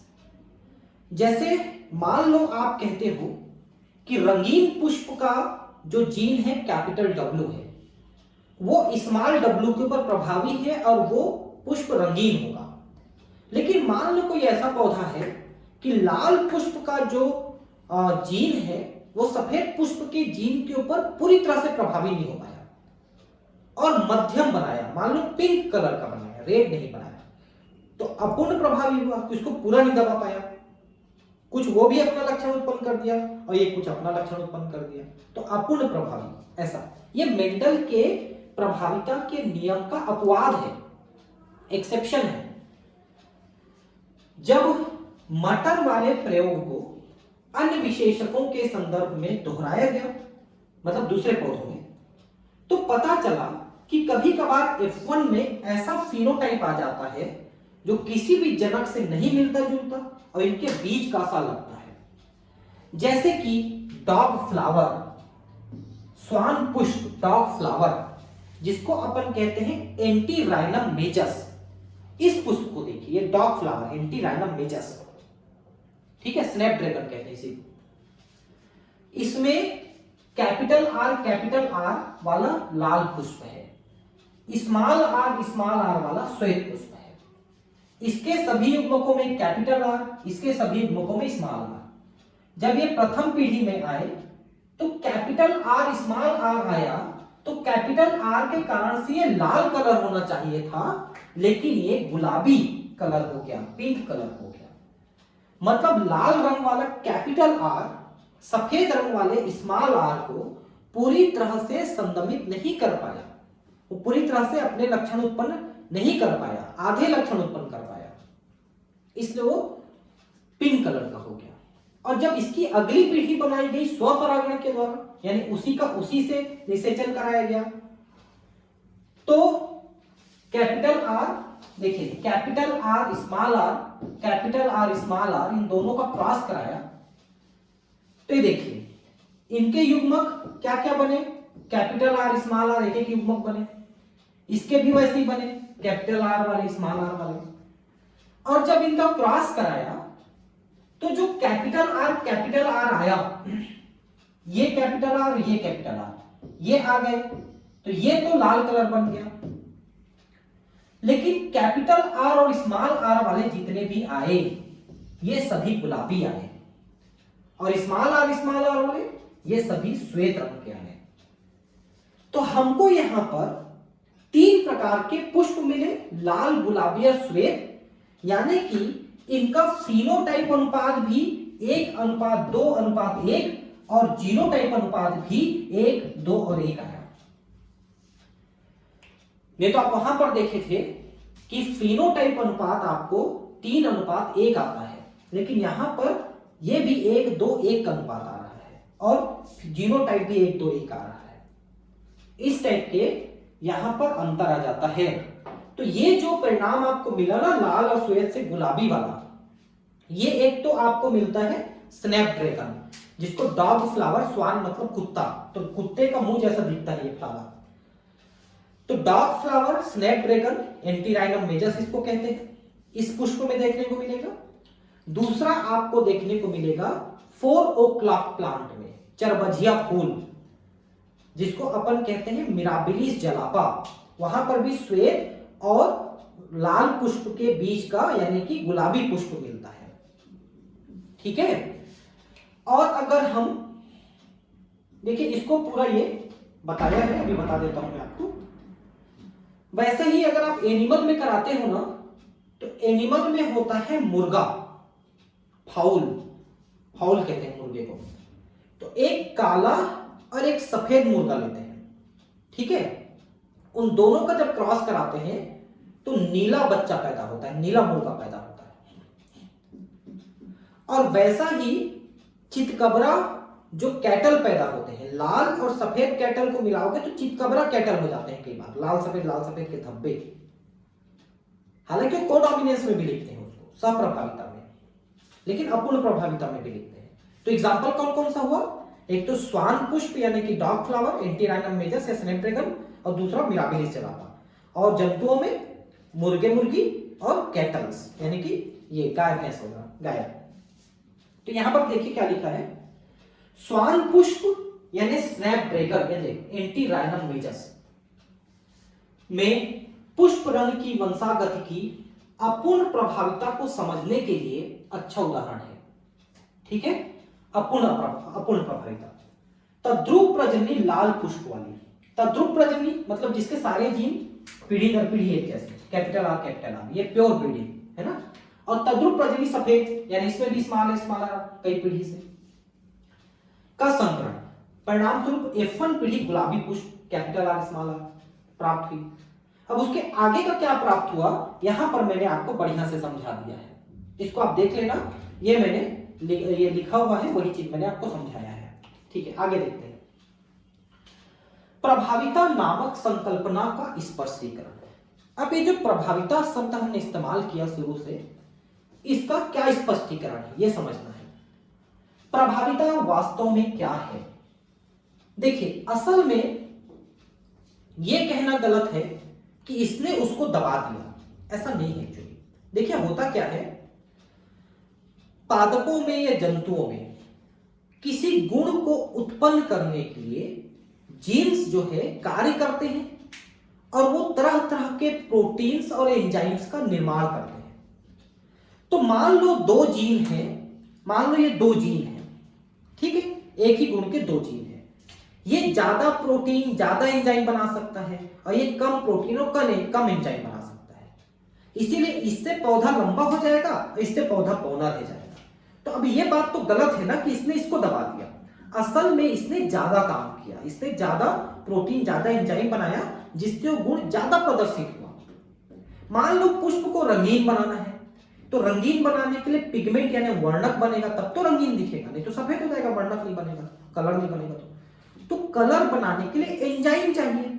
अब ये बेचारा एंजाइम बना ले रहा है और ये नहीं बना पा रहा है, तो इसमें इसकी गलती है ना, ये इसको दबा दिया, ये कहना तो गलत है। अब दोनों एक साथ आ गए, तो इसने बना दिया एंजाइम, इसने नहीं बनाया, कलर हो गया। अब आप कहोगे कि इसने बना दिया, इसने इसको दबा दिया, ये गलत शब्द है।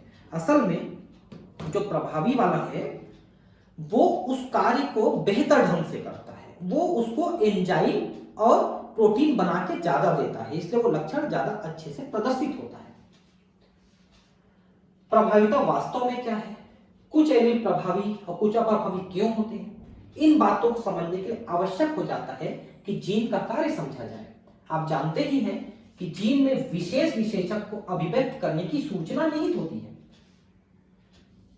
द्विगुणित जीवों में एलील के जोड़े के रूप में प्रत्येक जीन के दो प्रारूप विद्यमान रहते हैं, मतलब दो जीन होते हैं, चाहे वो कैपिटल कैपिटल हो या कैपिटल स्मॉल या स्मॉल स्मॉल। यह आवश्यक नहीं है कि एलील के जोड़े हमेशा एक जैसे हों, जैसे कि विषम युग्मज हेटेरोजाइगस में होता है, दोनों अलग अलग हैं। उनमें एक एलील की भिन्नता का कारण उसमें आया कोई परिवर्तन हो सकता है।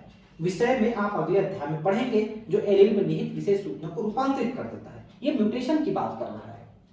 जैसे कि मान लो किसी में कैपिटल टी और स्मॉल टी है, तो इसका मतलब ये है कि पहले ये या तो कैपिटल टी स्मॉल कैपिटल, जैसे किसी में कैपिटल टी स्मॉल टी है, तो पहले या तो ये कैपिटल टी था या स्मॉल टी था। इसमें उत्परिवर्तन हुआ, तो अगर ऐसा था तो इसमें से एक जीन बदल के ऐसा हो गया, और अगर ऐसा था तो इसमें से एक जीन बदल के ऐसा हो गया। मतलब जोड़े में शुरू में दोनों जीन एक जैसे थे, लेकिन समय में जब कहीं पर उत्परिवर्तन हुआ तो दोनों में से किसी एक जीन में परिवर्तन हो गया, इसलिए वो जीन बदल के ऐसा हो गया और उसके कार्य करने की क्षमता या तो बढ़ गई या कम हो गई। तो जनरली उत्परिवर्तन जो है ऐसे वाले में होता है जिससे ऐसा हो जाता है। जनरली कैपिटल जो जीन होता है, प्रभावी जीन, उसी को उत्परिवर्तन द्वारा अप्रभावी बना दिया जाता है। जनरली ऐसा होता है। अप्रभावी को प्रभावी बनाया जाए, मतलब ऐसे वाले को ऐसा बनाया जाए, ये कम ही होता है, नहीं के बराबर। हाँ, प्रभावी वाला है उसको अप्रभावी बना दिया जाता है, ऐसा होता है। ठीक है, उदाहरण, एक ऐसी जीन को लिया जाए जिसमें एक विशेष एंजाइम उत्पन्न करने की सूचना है। अब देखिए, वो एंजाइम उत्पन्न कर सकता है, अब आप उसको बदल दिए, उसमें परिवर्तन कर दिए, अब वो एंजाइम बनाना छोड़ दिया, नहीं कर पा रहा एंजाइम, मतलब वो अप्रभावी हो गया। वही मैं बोला ना कि प्रभावी को अप्रभावी बनाया जाता है जनरली। इस जीन के जो एंजाइम बना सकता है के दोनों प्रतिरूप इसके दो एलील रूप हैं। मान लेते हैं कि वह सामान्य एलील ऐसा सामान्य एंजाइम उत्पन्न करता है जैसा अधिकतर संभव है, जो एक सबस्ट्रेट S के रूपांतरण के लिए आवश्यक है। रूपांतरित एलील सिद्धांततः निम्नलिखित में से कि एक परिवर्तन के लिए उत्तरदायी हो सकता है: सामान्य एंजाइम या कार्य अक्षम एंजाइम या एंजाइम की अनुपस्थिति।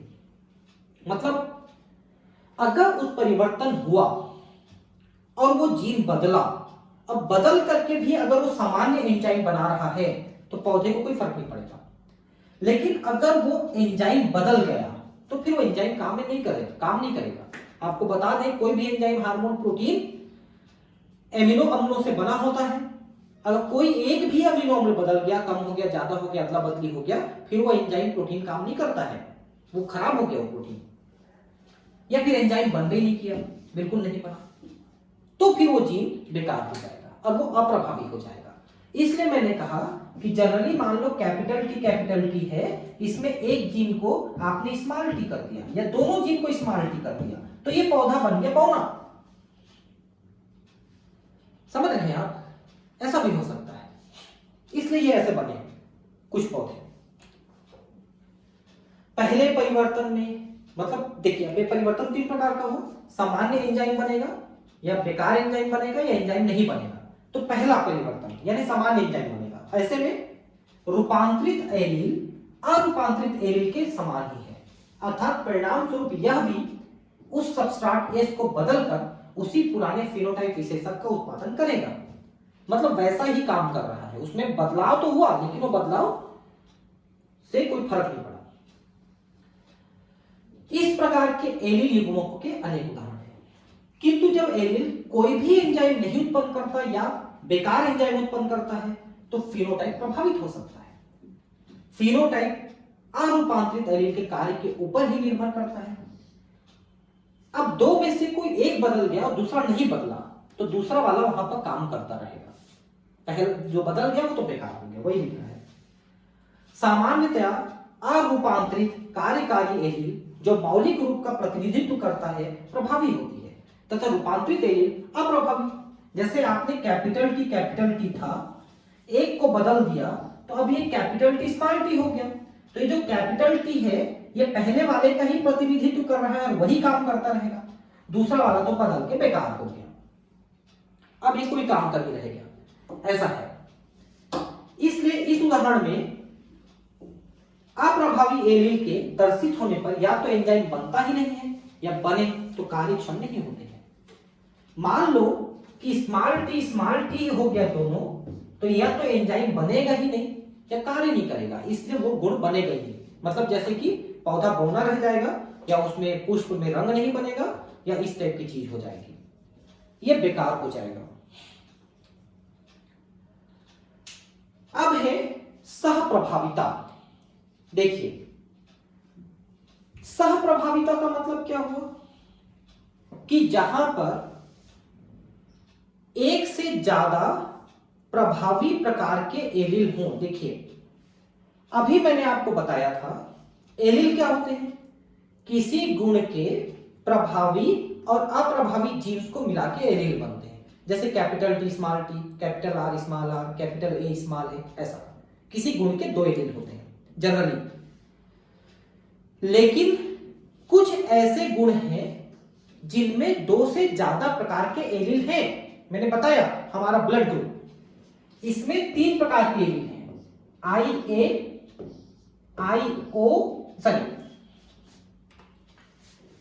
ए, आई बी और आई ओ, ये 3 प्रकार के एलील हैं।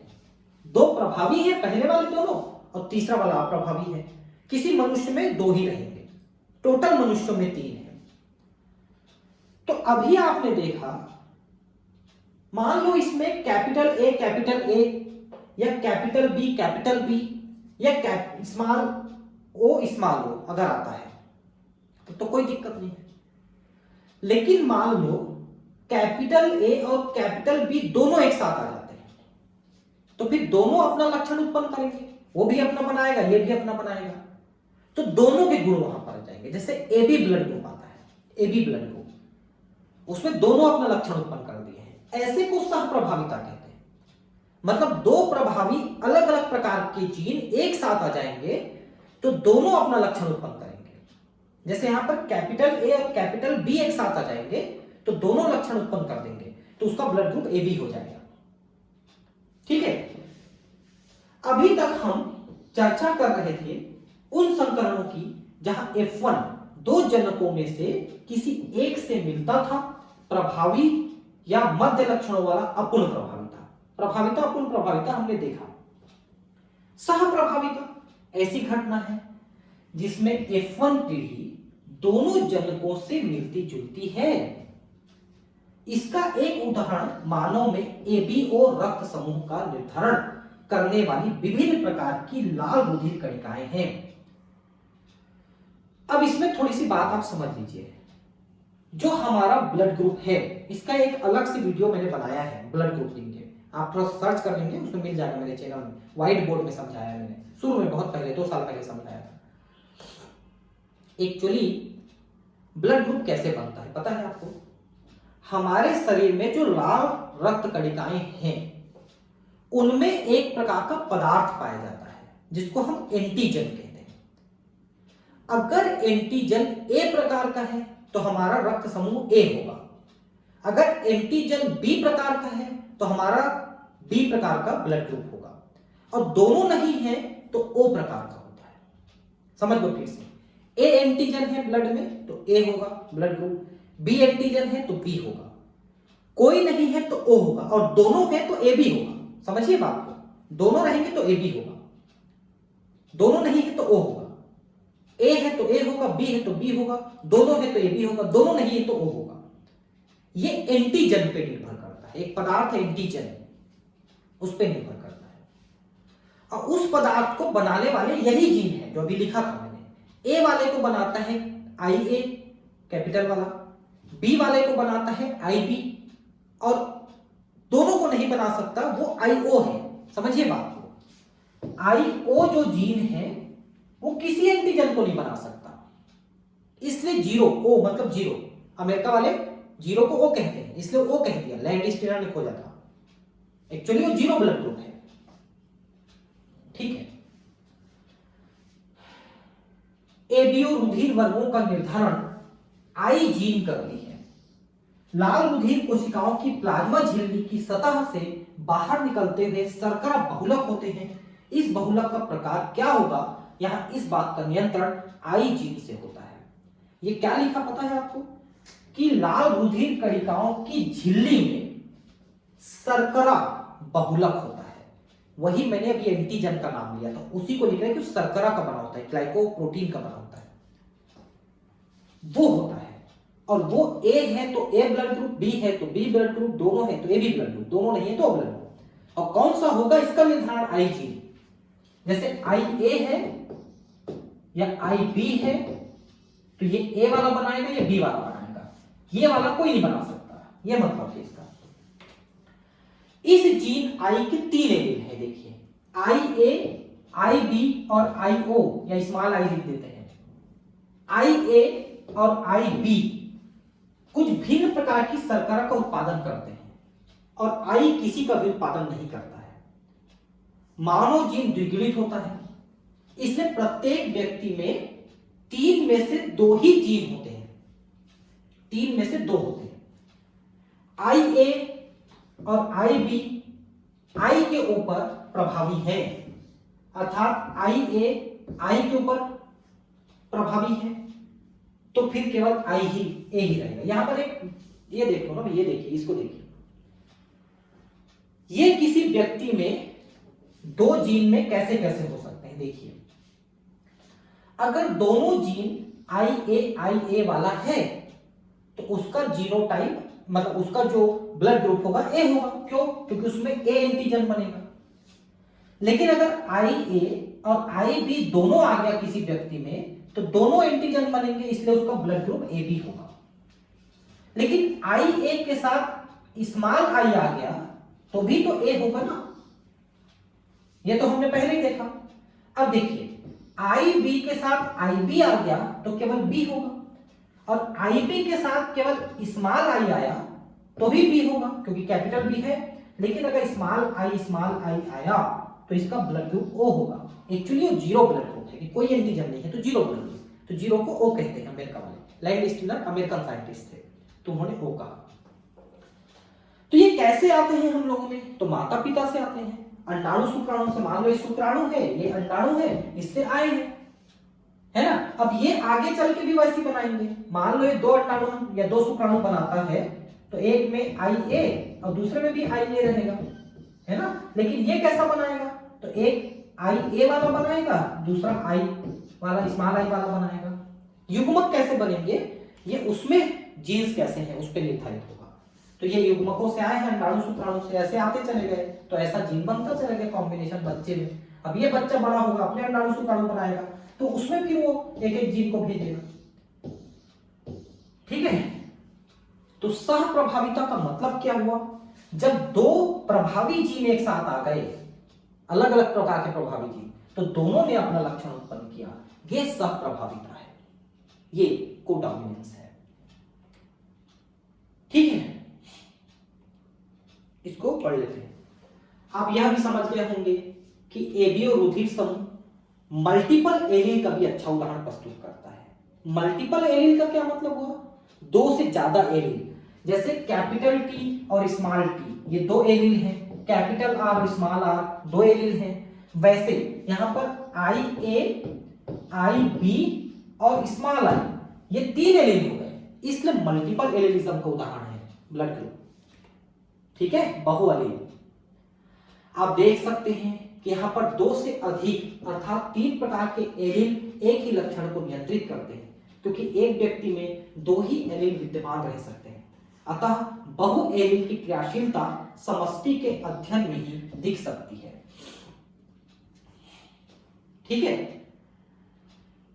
तो समष्टि का अध्ययन क्यों कहा? क्योंकि भाई किसी एक व्यक्ति में तो दो ही जीन हो सकता है ना, तो दो जीन में से तो दो ही प्रकार का दिखेगा, तीन प्रकार का कैसे दिखेगा?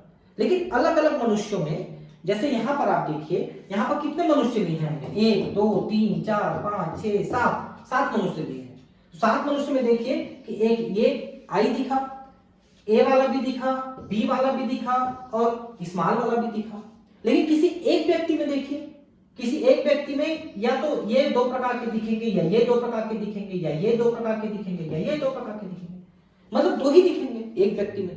तो समष्टि, समष्टि का मतलब समझते हो ना, पॉपुलेशन, एक से ज्यादा लोग समष्टि में दिख सकता है।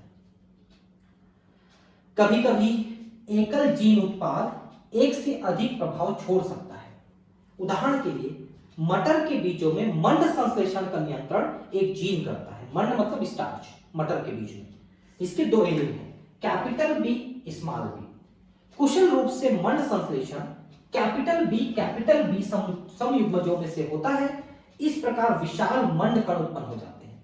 इसके विपरीत स्मॉल बी मंड संश्लेषण में कम कुशल होते हैं और छोटे मंड कण का उत्पादन करते हैं। पकने पर कैपिटल बी बीज गोल होते हैं, स्मॉल बी छुरीदार होते हैं। विषम युग्मनज गोल बीज पैदा करते हैं, इसलिए लगता है कि कैपिटल बी प्रभावी एलील होते हैं। कैपिटल बी स्मॉल बी बीजों में उत्पन्न मंड का कण मझोले आकार के होते हैं। यहां पर आप समझे क्या बोल रहे हैं? मटर के बीजों में जो स्टार्च बनता है ना, वो कैपिटल बी के कारण से बड़ा बनता है। तो दो कैपिटल बी आएंगे तो ज्यादा बड़ा बनेगा, एक कैपिटल बी आएगा तो मीडियम साइज का बनेगा, दोनों स्मॉल आएंगे तो और छोटा साइज का बनेगा। ये तो बोल रहा है ना? तो एक से ज्यादा फिनोटाइप भी हो जाता है, इसलिए ये एक प्रकार से अपूर्ण प्रभाविता का उदाहरण दे सकते हैं, आप इसको समझ सकते हैं। अतः प्रभाविता न तो किसी जीन का या उसके उत्पाद का स्वायत्त लक्षण है जिसकी सूचना जीन में निहित होती है, यह उतने ही निर्भर जीन उत्पाद पर और उत्पाद द्वारा जनित जीनोटाइप पर निर्भर होती है जितने कि हमारे द्वारा परीक्षार्थ चुने गए विशेषज्ञ जीन पर। उस मामले में एक जीन से एकाधिक जीनोटाइप प्रभावित होते हैं। तो मतलब आप ये एकाधिकार नहीं समझ सकते कि वे प्रभावी है तो एकाधिकार हो गया, अप्रभावी है तो बेचारा दब के रह गया, ऐसा नहीं बोल सकते। वो उसके द्वारा उत्पन्न किए गए प्रोटीन, एंजाइम्स, जीन्स, इनके द्वारा, मतलब एंजाइम, प्रोटीन, कार्बोहाइड्रेट, इनके द्वारा नियंत्रित होता है। ठीक है बॉस? तो आज ये 2 घंटे की क्लास मैंने आपकी कराई ताकि ये जो जेनेटिक्स है थोड़ी सी आगे बढ़े, और मैं एक और क्लास ऐसे करा करके इसको खत्म करने की कोशिश करूंगा इस चैप्टर को। मिलते हैं अगले क्लास में। धन्यवाद, थैंक यू, बाय।